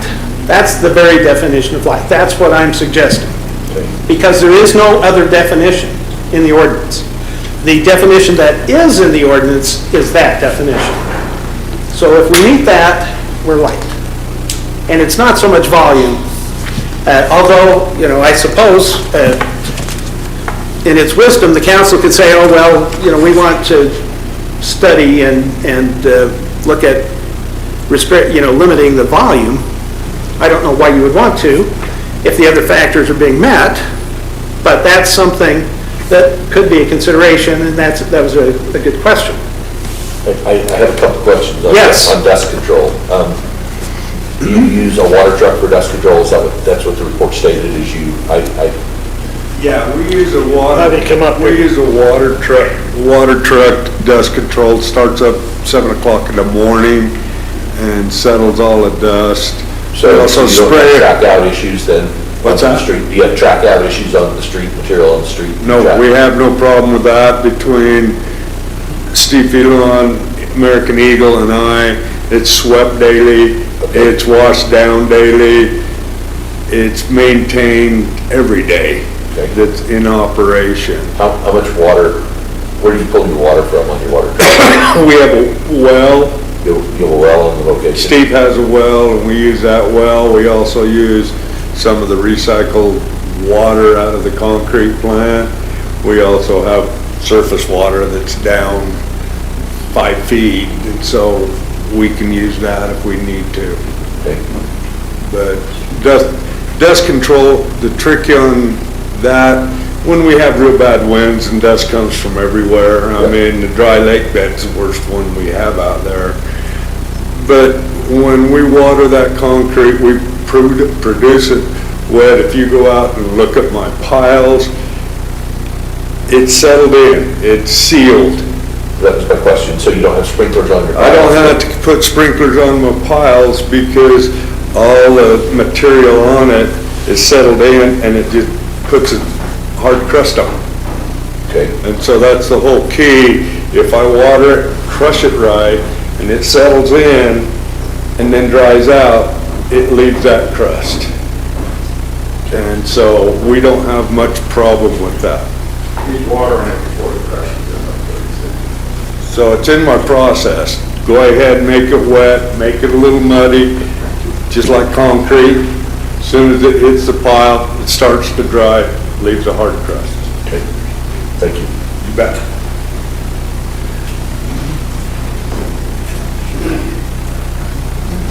Sure. I'm going to ask Mr. Washburn to also address the issue. Yeah, one other issue that I think we ought to consider, I started here not quite 40 years ago, but pretty close to that. We didn't have a problem with concrete in those days. If you were an unscrupulous contractor, you found an empty lot in the dead of night and dumped it. Others would maybe you'd pay a farmer a few bucks to put dump the concrete onto their property. They didn't have a way to dispose of it. There wasn't a good way to do it. I've done at least 4 projects in American Fork where in the construction we found a lot of buried treasure. We had to dig up and then find a way to dispose of it. There's a lot of concrete that needs to be disposed of, even in this immediate community. You take a look at the sidewalks that have to be replaced, concrete pipes, all the other. There's got to be a place that you can take it and it can be properly disposed of. Shipping it to another locality is extremely expensive. I've had a lot of experience with that. I developed some property in Orem a few years ago. If you're familiar with the Winco site, I purchased that from UDOT and from Orem City. We found a lot of buried treasure there. It's actually nearly 300,000 cubic yards of concrete. We did not, because it was immediately adjacent to a residential area, we had to take it off-site, not very far, but it cost me $5.5 million to clean that up. Having something in your city, in a remote area as this one is going to be a benefit to you as a city, to your taxpayers, people that want to build a house and need to have material disposed of. All those things come back in cost. It doesn't matter if you're fixing the road or UDOT's fixing the road, we're all taxpayers. We all pay for that. This is a necessary service that we need to have, and while it would be nice to say, geez, it'd be wonderful if we only had treatment plants in Juab County, or we only had garbage dumps in somewhere else, Kane County, wherever, we realize that transportation costs make that impossible. We have to deal with things where they are. I really strongly feel we all need to be more environmental. We need to take better care of our planet. And I can separate my garbage, and it probably doesn't make much difference. This is one that really makes a difference. This is thousands and thousands of yards of material that now doesn't have to be mined out of a side of a mountain. It can be used in the community or the surrounding communities, and we'll be able to cut costs and really limit the environmental footprint that we have. So I think it's important, it's, Mr. Dunn, this is an important thing for his business, and I think that they've given good reason they should be here, but the more important reason is it's good for the community. It's good for all of us. So anyway, that's, You know, Paul, Yes. I'm writing this down. I think that we found a little spot that might be how to help affordable housing in our city. So, really? I mean, if it's here and it's cheaper, let's see it in the It price. is, well, it's, I hope it is. we can't, there's not one solution to Yeah. it. No, I It's a agree. 1,000 little tiny choices that It make is. this world a little bit better. That is nothing but a joke, I hope you know. So, understand. but when you hear savings and savings and savings, and that is something that I'm hearing like that, I thought, is it going to be translated around the block, we open a house? Yeah. You know? I mean, where does that savings go? Yeah. So, okay, let's keep going. Okay. And maybe just very briefly, Mike, could you just explain what the demand for this product is? We can make it, years ago, there wasn't a standard that we could usually make concrete to. We can now make a state spec road base that passes the state requirements. A1A fill, it takes, I can make that. I made a special product for just the sewage treatment line that you had, and we had all the trucks bringing it in from the mountain. And the engineer specified a certain gradation with certain rock size, certain fines, on and on and on. It was a list of about 4 different specifications. We can make that out of the concrete now. So there's a lot of, let's put it this way, it can go back where it came from, and we don't have to keep digging the gravel pits, we don't have to put all the heavy trucks on the road.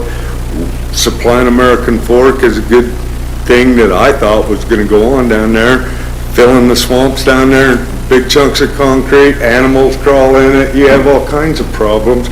You break it up, reuse it, put it in, you don't have that problem anymore. That's what it's all about. Some concrete you can't crush because it's too dirty. It may have plastic or wood out of a demolition. That, I don't take it there. I have a landfill out at 5 Mile Pass, and all that concrete goes out there because you can't process that and make a standard material. We specify in what we can do right there, and it's all reusable. Thanks. Any other questions I can help you with? Okay.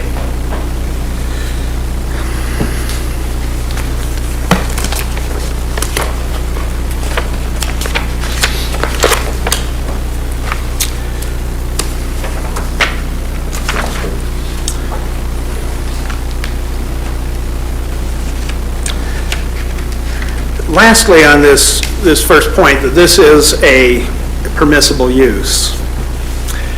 There are only 4 prohibited uses, and this is none of those. Those are auto wrecking, junk storage, livestock and feed yards, biodiesel production. This is a permitted use. And I submit that based on what Judge Eldridge decided, and based on the evidence we've given you about the industrial hygiene that is being maintained at the property, that this is a light industrial use in this context. So, in our appeal brief, and I don't want to spend too much time on this, but legally speaking, the ordinance has to be interpreted in favor of the landowner. Utah law is very clear on this point. And I don't know about your larger philosophical or political leanings, but this is, in terms of our community, this is in harmony with the idea that the government isn't going to deprive you of the use of your land unless there's a good reason to. And that's in fact what the law of Utah is. And the property owner's rights are guaranteed by the Constitution of the United States and by the Constitution of Utah. And legitimate uses cannot be banned. They can be subject to reasonable conditions. And that's all we're asking here. And so, we've had some discussion that granting a business license will benefit the city in many ways. I don't think I will belabor that point.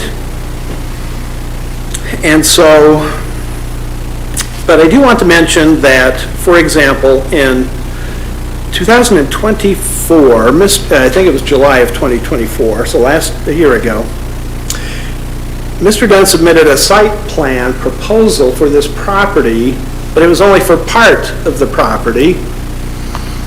It was to build some buildings out on 1700 South. On the north section, correct? Yes. Okay. And he had somebody who wanted to do that, had, a customer that wanted to lease, to have these buildings built and to lease them. And that ended up not panning out with that particular customer. But so he submitted a site plan proposal. Roger Dudley, engineer, prepared it. It was approved, subject to conditions. And that's still in place. It's good for 2 years, as I understand it. And that's on the north section, but not where this material is being processed? Yes. The south section, correct? Yes. So there is no site plan for where this is being processed today? Yes, and I'm going to explain 2 things about that. He didn't include the cement processing in the site plan because the equipment is mobile. It's not permanent. You hook up to it, you haul it wherever you want. And in terms of the material that is produced, it doesn't disappear instantly, but it disappears quickly because there is a high demand for it. And so there isn't a lot of material typically stored on the property, and what Mr. Dunn has been doing is he's been raising the elevation of his property. So the material that he had that wasn't committed to a customer, he's been having that spread on his own 10-acre piece there to raise the elevation because, and then can you just explain why you're doing that as well?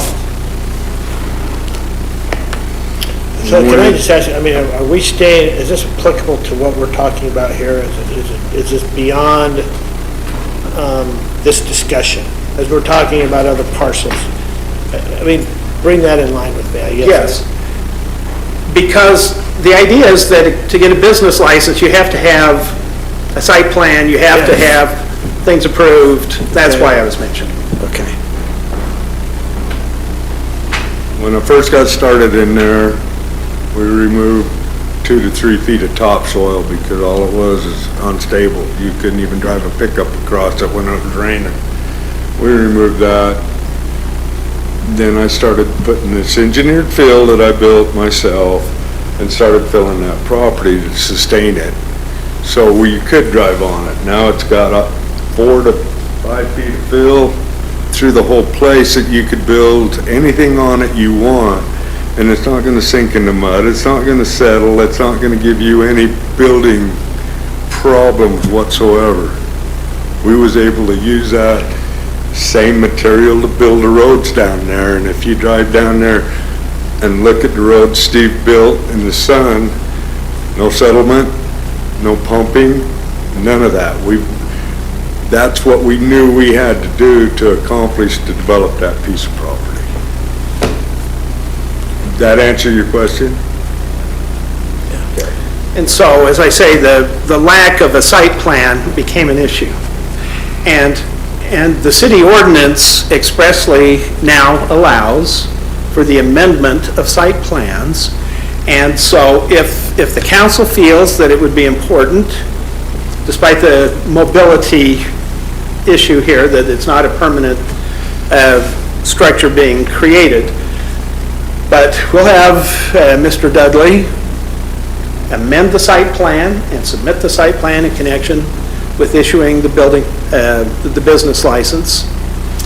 And so, but the material, there's not a lot of material stored on the property was one of the points too, because I think that's also an environmental, part of the environmental issue. Mr. Dunn has explained that typically, because of the way he processes the cement, it doesn't create a dust issue, but also it isn't anticipated that he's going to have big storage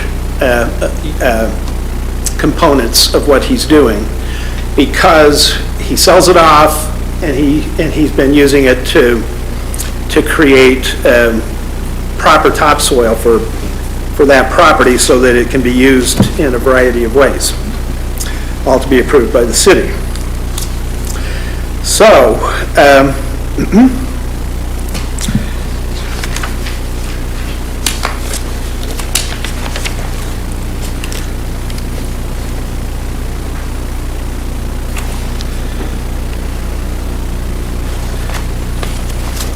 just trying to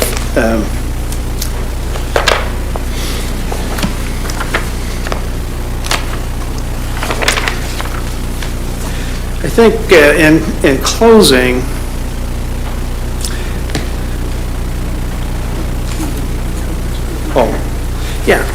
can we put up in from the packet page 60?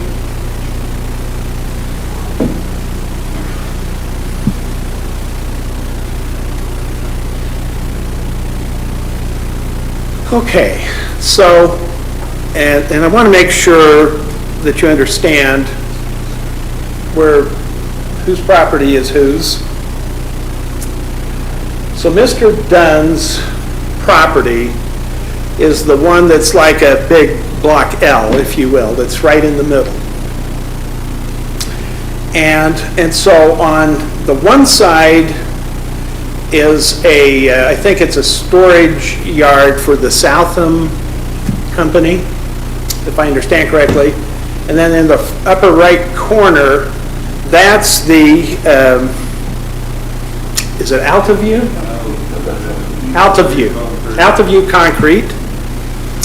And then to the left of, immediate left in this aerial photograph, is the batch plant,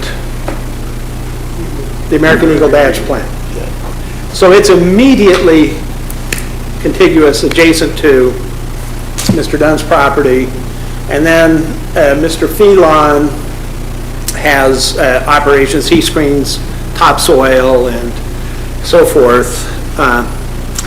But those two parcels to the immediate west of Mr. Dunn's property are American Eagle, ready mix. So,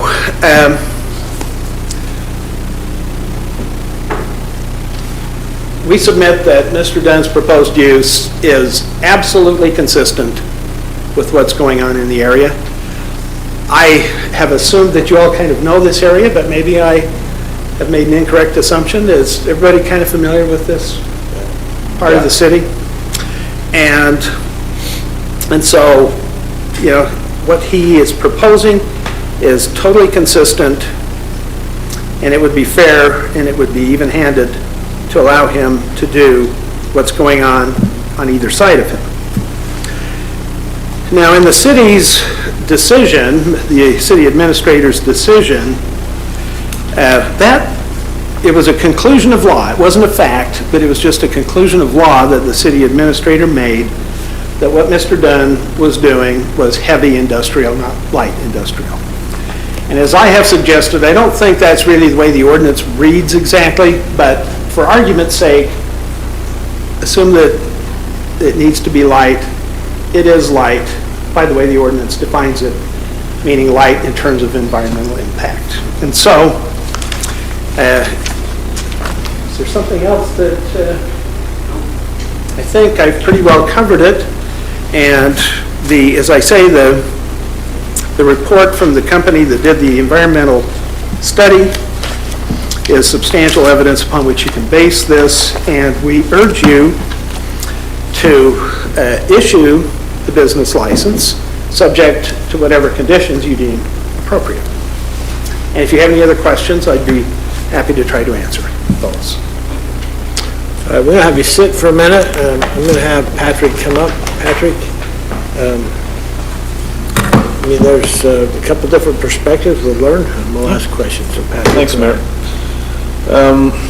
So for some background, at least on the zoning level, where this business license, the denial essentially came from, it was denied through one of our zoning team, was established that prior to annexation in 2019, that, as you'll see in the packet, there is aerial imagery showing that no activity on site at that point in time. There was evidence provided, well, sorry, not evidence, but there was an argument that that use had been established prior to annexation. We've not seen any evidence to substantiate that. But aerials from 2020 onwards show that that use of crushing moved around the site, was there sometimes, was not there other times, and then that a significant intensification of that use has occurred over time. In 2020, a business license, the first business license that we have on our record, the application was denied by the zoning team here at the time. That business license was denied largely because there was no site plan approval in place. One of the notes that was placed in there was that upon approval of a site plan, the application will be reconsidered. Since 2020, and with the concrete crushing being the main issue in all of this situation, since 2020, no application has been submitted to the city that included anything for that concrete crushing. In fact, the application that was approved shows that Phase 2 or additional area as future development. It mentioned nothing about existing use that was there at that time. Can I interject real quick? So we just have the photos, aerial photos, and I see July 2019 to May 2020. And do we have any photos for late 2019? We did not. No, we were utilizing Google Earth imagery, and there are multiple images throughout the years once you get from 2022 onwards, but there's only one per year from, I think, 21 prior. Okay, that's my thanks. We were looking for something to have that. We don't have anything, but that was showing a significant amount of work that would have had to happen in those few months to change the entire character of that area. And if you look at the 2020 imagery as well, which was also another significant time, I think middle of the year, there was,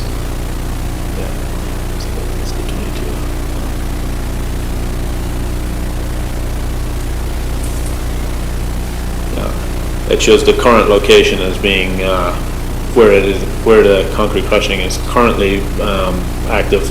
That use was not established there at that point in time.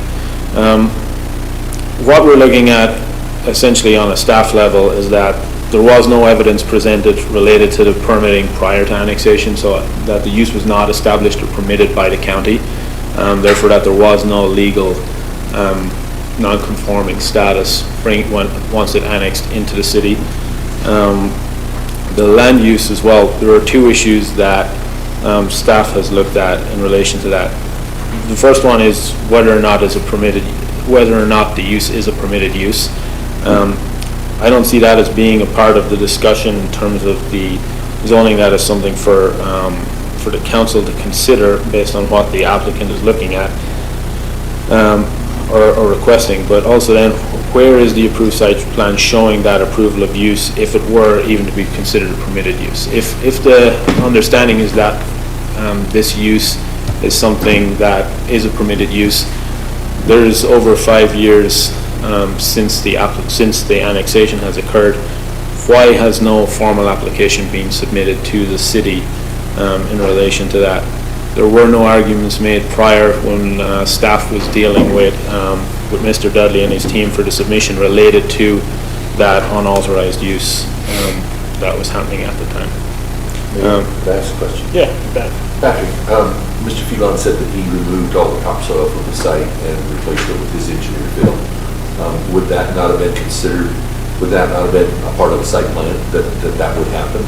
and would we want to be testing? He said we can build buildings on it, but I would assume that as part of that, we would be testing, or someone would be testing to make sure that then it could be done, because right now we've got a bunch of topsoil removed, a bunch of material placed in there. You have testing. Well, would there have been land disturbance permits Right, for land that? disturbance permits, wouldn't there been a lot, that would have been part of the site plan and part of the process? Correct, yes. Any of the phases would have been required to follow our engineering requirements, and that would be getting a geotechnical report, and all of the other engineering requirements. Can I ask maybe a legal, are we discussing this under zone issues or land use issues? Like as the deciding judicial body, is this a zone issue or a land use decision? So this is an interesting, mixed issue.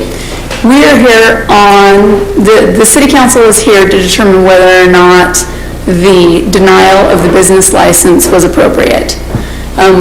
If you look at the findings of the city administrator and the original appeal from the applicant, some of those arguments were based on interpretation of the code. So there are elements here regarding interpretation of the code that touch on zoning and land use. There is not currently a land use application pending before the city council. It's my understanding the last land use application that was filed was in 2024, and it was granted with conditions. So, the north section of the property, but not. yes, I believe it's a little more than 3 acres of the property. Buildings were proposed. I can let Patrick speak to that. He would know better than I. Thank you, Patrick, yeah. Sorry, that, I'm only focusing on the zoning component of that, of the basis for why it was denied. We still feel like from the zoning and staff level that those issues have not been satisfied. I understand that the applicant is seeking special consideration to be considered to approve their business license, subject to any conditions that the city council might deem appropriate. We have looked at instances in the past where a business would generally need their site plan approval prior to receiving their business license. So I feel like this would be putting the cart before the horse in this instance, and ensuring that a business license isn't issued until all of the requirements that council would deem fit are able to be satisfied, as well as going through a site plan approval process. Has there been any permits issued, land disturbance, anything like that? Has anything been applied for?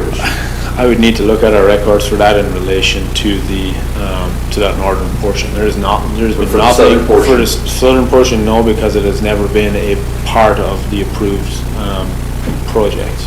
It was shown as future development, therefore no activity or development should have occurred on site. I guess another process question, like if we decided, for instance, to approve this business license, could we say it can be approved based on an approved site plan, or do we have to wait for a site plan to be approved before we can approve the business? Because then it seems like it's a moot point if they don't have an approved site plan, because it doesn't matter what we say, if they need that first, or can we say, we grant you the business license on condition that you get an approved site plan from the city? I think that's a reasonable condition. I'll let the applicant speak to that. They've already indicated that they would comply with any reasonable conditions.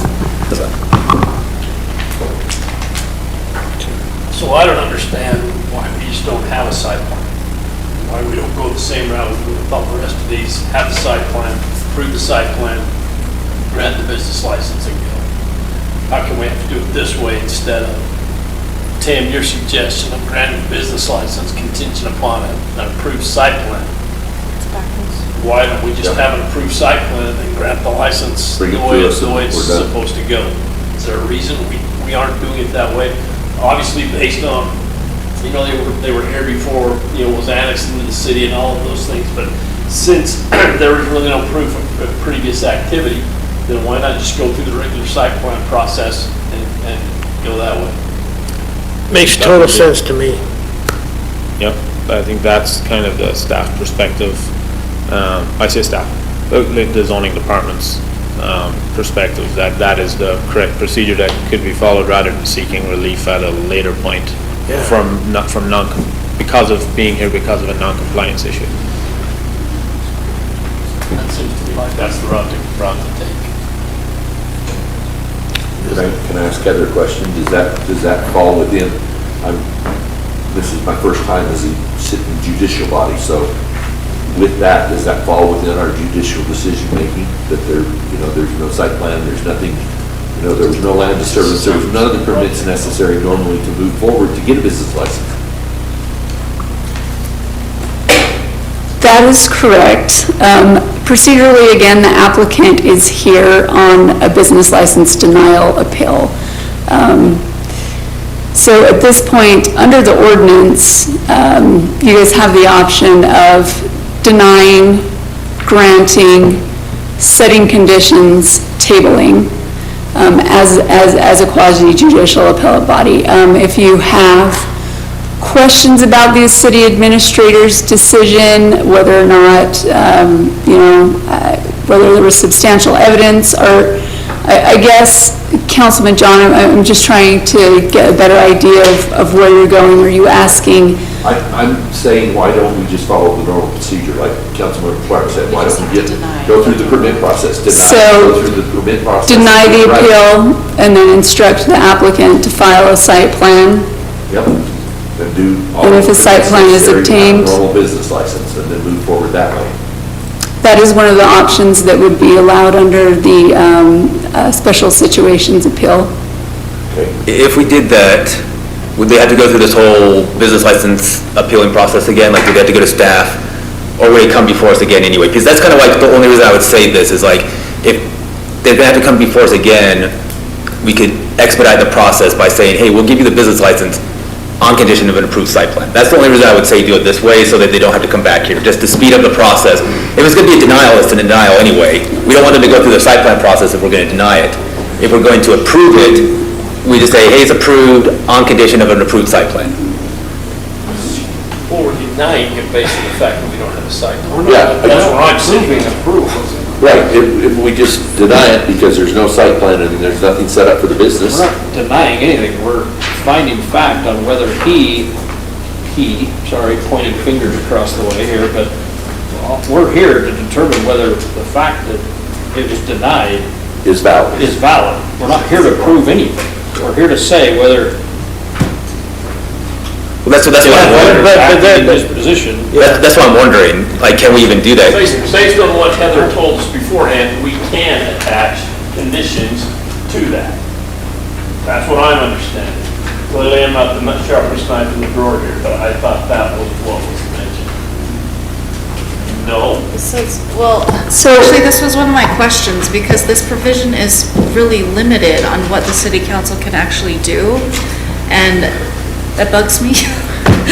Because what it says is we basically have the ability deny or grant a special exception by modifying or waiving a specific thing. So we can't just be like, oh yeah, well, we're going to grant it, you have to do these specific things, or take steps to amend the ordinance itself. We don't need to do that. So here, I'm going to ask you a question. Yes. You're here in our deliberation. What, do you have any problem doing that? And if so, why? Okay, I will directly address that, but can I give a preface, if I may? The stated reason for the denial of the business license, and I'm quoting here, this use is denied subject to the provisions of section 17.4.503 I-1 Industrial Zone of the American Fork City Code. Concrete crushing / recycling is not found within the permitted uses of the zone. So that was the whole focus of our appeal, was they just said, doesn't matter whether you have a site plan, it doesn't matter what you do, we're denying it because we don't think it's a permitted use. And that's why I've spent all of my time with you to try to explain why it is a permitted use. And we are absolutely willing to do it in whatever order or way that you may prescribe. We didn't get a site plan in the beginning because it was mobile equipment, the material is only there on the short term. But the land, So, yeah. land disturbance permits are just normal. Why weren't they got? I mean, if you're gonna remove 3 and 4 feet of topsoil and then replace it with fill. Yeah, that's a different But I thing. realize that, but that's still part of our code. Yes, it is. We had Yes, a it is. landfill permit. Steve, we had SWIFT permit, we had the permits. We need you to come, wait, sorry, I need you to come up. You will not, that comment will not be heard on the public record. Okay. When we started this project, Steve, I, American Eagle, we went in and put in a SWIFT permit. Got your land disturbance permit. And we had a land clearing permit and a surface permit to work, to put the fill in, take the topsoil out, put the fill in, start to build the streets. If you look at that map right now, there is no streets. That picture was taken before any of the road work was done. It wasn't under construction. We went through all the construction permitting and did everything we had. The SWIFT man was down there every 2 weeks. We had a SWIP inspection for the first 3 months, every 2 weeks, to make sure that we didn't. What time frame was this? Was this in the like 20? This was in 20 and 21 that we started the landfill permit. And when did you first apply for a business license down there? 20? Okay. With which city? What's that? With you. Mr. Dunn. Started for the business license. So Mike, let me ask you, you say the landfill permit, are you talking landfill of just concrete, or are you talking landfill of trash, transfer station? What is it, what? I have a construction C&D landfill out of 5 Mile. Okay. And I that's, think he's mistaking the permit. It's a land disturbance. Correct, that's what I a thought. land disturbance permit. It wasn't a landfill permit, it was land disturbance permit. And we had that permit in hand before we ever moved a spoon of dirt. Okay, I'm gonna have David, do you have something to say? Yeah, so Mike, you're suggesting there was a land disturbance permit for not only the subdivision, but your project separately? Yes. I have not seen that. I would like you to dig that up and provide that to us if you have one. I got one for the subdivision. I would agree with that, Steve. And then I was missing, is that part of the subdivision or not? No, each individual lot would require its own land disturbance permit. That part I didn't understand. What, at the time, wasn't this part of that subdivision? Well, we were developing the subdivision, and we assumed it was the lots. I guess we was wrong. But you didn't close the property until 22. Yeah, I didn't close on mine. Okay, I'd like to make a comment, and this is kind of out of the blue, sorry, but I've just been thinking about it, I'm gonna say it. If you look at the code B1A, this is where the limitations that you were talking about, in my mind, it says, none of the activities carried out on the premises shall produce none shall produce any noxious odors or fumes, smoke, noise, vapor, vibration, glare. So under the strict reading of that, to me, that means absolutely none. We can debate all day over if that is fair, and I think that's a good thing to talk about. But I think if you're looking at the strict reading of that, that's what it would make me. Well, I would push back on that piece, then it says any noise, and that would literally mean no businesses down. Any noise. Well, that would mean no businesses allowed down there, you could have an ice cream. Exactly. Well, then That's what I'm saying. Like, we can talk about that, Whether it's fair or not. but like, yeah, because I don't know that I do think that it is. But then every business down there would be out of compliance, because every single business down there makes noise. Okay, Over special service. yes, so this is, yeah, So I'm not done yet. Okay. So what I actually think should happen is we need to have a permit. And because of this, because to me it actually says none, which I don't know if we really want it to say none, but to me, like, have them do the permitting process and have them do some of the same mitigation that we have done to some of the other people in the area do.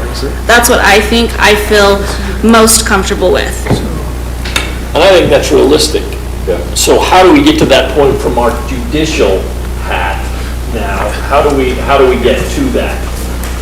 So you can uphold the decision of the city administrator denying the business license application, finding that his findings and conclusions were adequate. There was substantial evidence on the record to support those.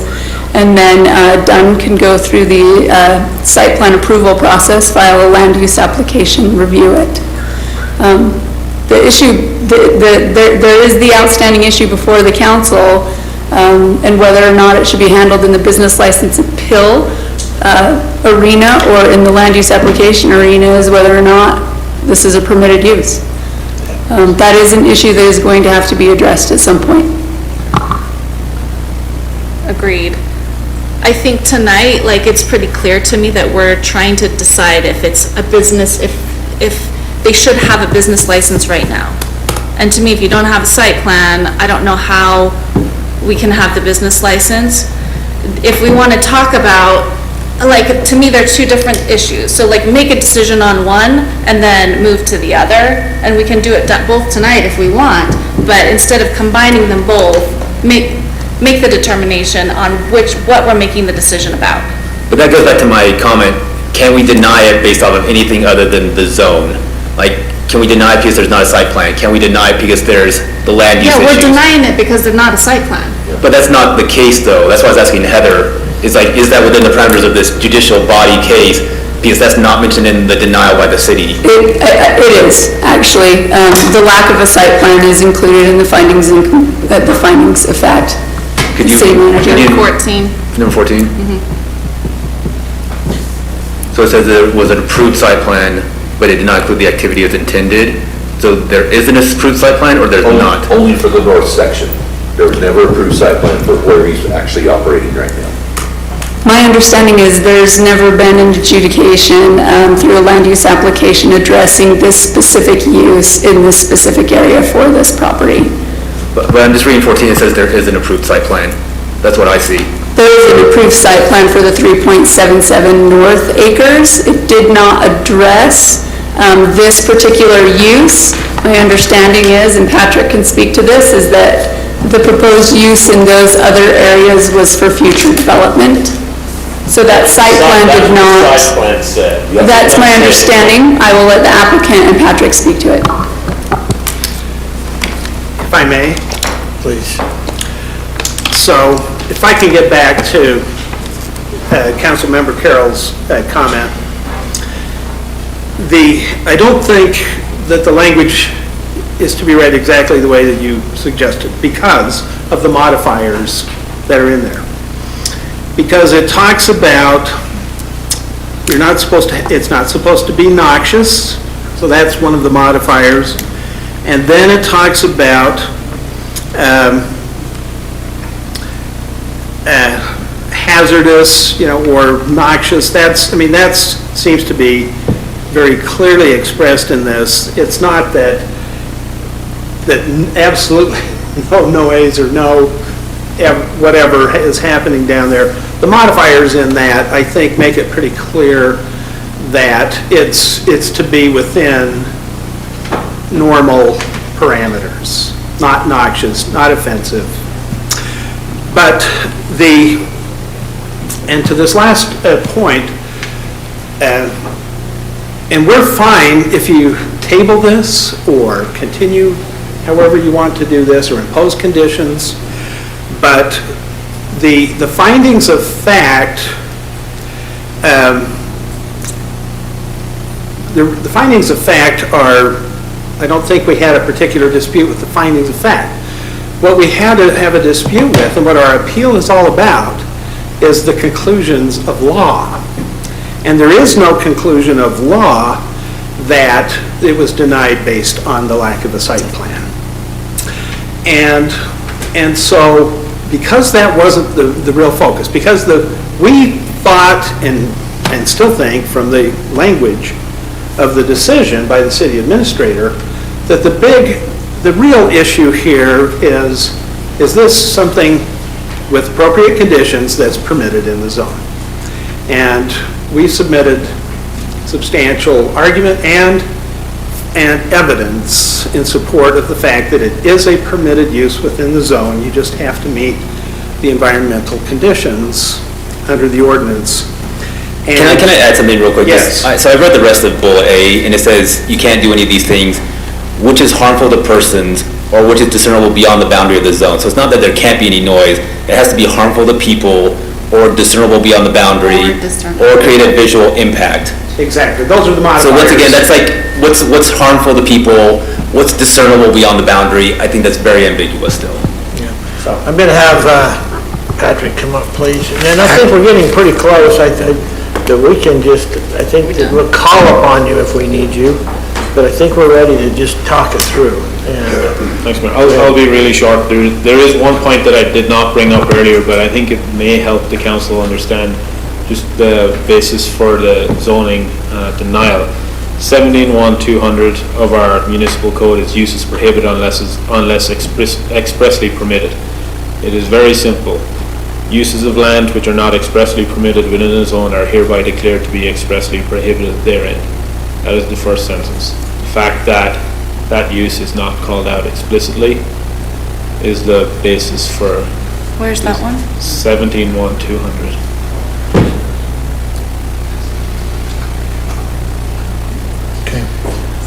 That is the challenge that we have faced throughout our zoning and throughout our uses, throughout our different zones, which is why a significant number of applications have come to you where the provision exists. We had it at a recent meeting that allows you, in some of those instances, to consider additional uses that may not be expressly permitted. There isn't a provision in this code, so if you wanted to do that, that would be something that would have to be handled through an updated ordinance. What code changed your? All right, I'm just going to, you know what, I'm going to give you 3 minutes, and then we're going to talk. I don't even take that long. Okay? This is an expressly permitted use. We understand the argument they're making. This light industrial use is expressly permitted. That's the language of this ordinance. It's the industrial zone.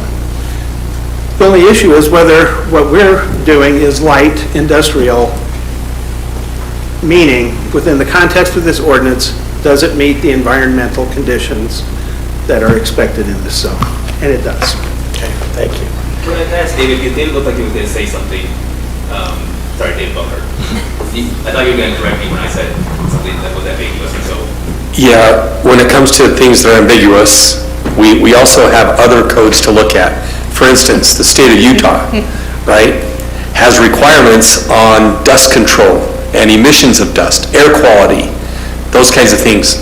So while it may appear to be somewhat ambiguous in our code, that would be a requirement. If there was a condition put on a use like this, and it's similar to the other uses that are down there, they also have these kinds of conditions on them.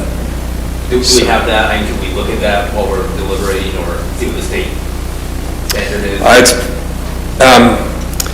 It's pretty, there's a lot to that. I don't know that we could dive into that right now. There is always the option, of course, to table the matter so that, additional evidence can be considered, additional discussion. It's 9:23, so I assume the applicant would be amenable to that as well. Yes. Council, you know, in some ways it feels somewhat simple. If we dial it down to a couple, then it's not so simple. I get it. So let's deliberate, Council. And Heather, David, Patrick, we're going to talk to you as well. And if there's any questions, we'll go here. Direction. Any questions? Does somebody have in their mind where, and I'm open to a motion if we're to that point. If you just want to say, I'm there. I guess I'm there from the standpoint of they haven't followed, we got the cart before the horse again. They didn't do all the things they needed to do up front. If that was done, I think it would make this much easier because there'd be a process that we'd be going through, site plan and everything else. None of that was done. And that's my concern is why are we here today without the stuff that we require everybody else? We have denied people business licenses because they didn't have a site plan or they wouldn't let them open because they did things that weren't done on their site plan. We had to go back and redo them. I would still say that they do have an approved site plan. Only for But a it- small portion. But that's not what it says. It says the site plan was approved by the city, and it says it will not include the activity, but it doesn't say anything about, unless, I could look at Exhibit B, but it doesn't say anything about a specific part of the property. It lists part of the property. It says the approved site plan did not include the activity. Here would be the findings of fact, but if you look at the actual. Where's that? Yeah, the actual site plan does call out exactly what they were allowed to do. But I guess my point is they do have an approved site plan, even if it's not complete or whatever, they do have an approved site plan. I wouldn't disagree with that, I guess. Sorry.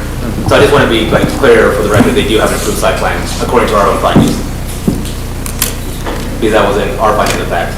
I guess the question is, It's approved for something else, see, though. yeah, that's what I was just gonna say. Okay, great, so then. It was approved for some buildings on the north section. So if that's what we're trying to evaluate, is whether David misunderstood what it was that we were trying to have a business license for, in that it was a business license for buildings on the north end of the property, and the south end of the property was not being utilized, that David did misinterpret that, because the business license or the site plan had been approved, in theory, but it didn't include this type of use due to its mobile nature, is my understanding. I mean, I've got a sheet and a half full of questions here. I don't know.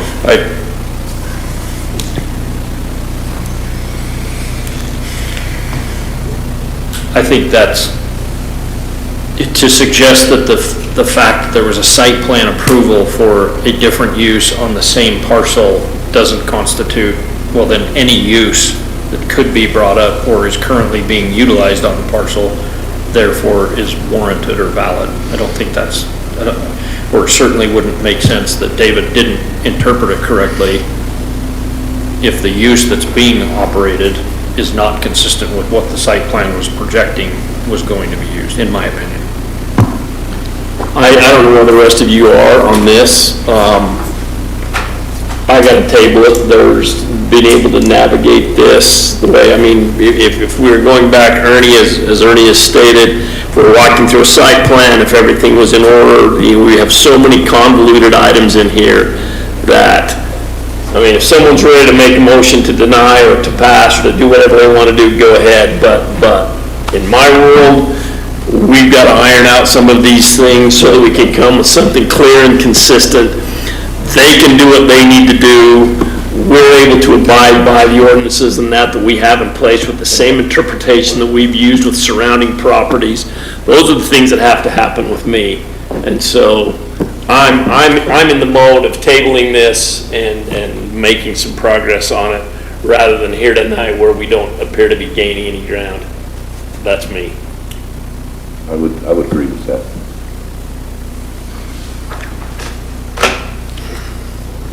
That way the process can be followed through, just. All I need to Or we do can is, figure out the path that they need to go to be able to do that. Okay. Mayor, I'd move to table the consideration of the appeal by Dunn Construction LLC and Mike Dunn of the business license for Dunn Construction LLC. Second. a motion by Councilmember Hunter, second by Councilmember Holly. I'm going to go for a roll call vote. Councilmember Carroll? Aye. Councilmember Taylor? Aye. Councilmember John? Aye. Councilmember Hunter? Aye. Councilmember Holly? Aye. Okay. Item number 5 is consideration and action. May we be excused? Yes, thank you. Thank you for your time. Item number 5 is consideration and action to enter into a closed session to discuss items described in Utah State Code 52-4-405 and 52-4-204 and 205. So moved, Mayor. Second. We have a motion by Councilmember Taylor, second by Councilmember John. I'll take a roll call vote. Councilmember Holly? Aye. Councilmember Carroll? Aye. Councilmember Hunter? Aye. Councilmember Taylor? Aye. Councilmember John? Aye. Purpose of this closed session is to discuss pending litigation. Let me just tell you where we're going to go. We are going to go downstairs as a council. We'll meet in that room When we are done, we will open the door to that room, and we will convey our city council from the downstairs. Thank you for being here.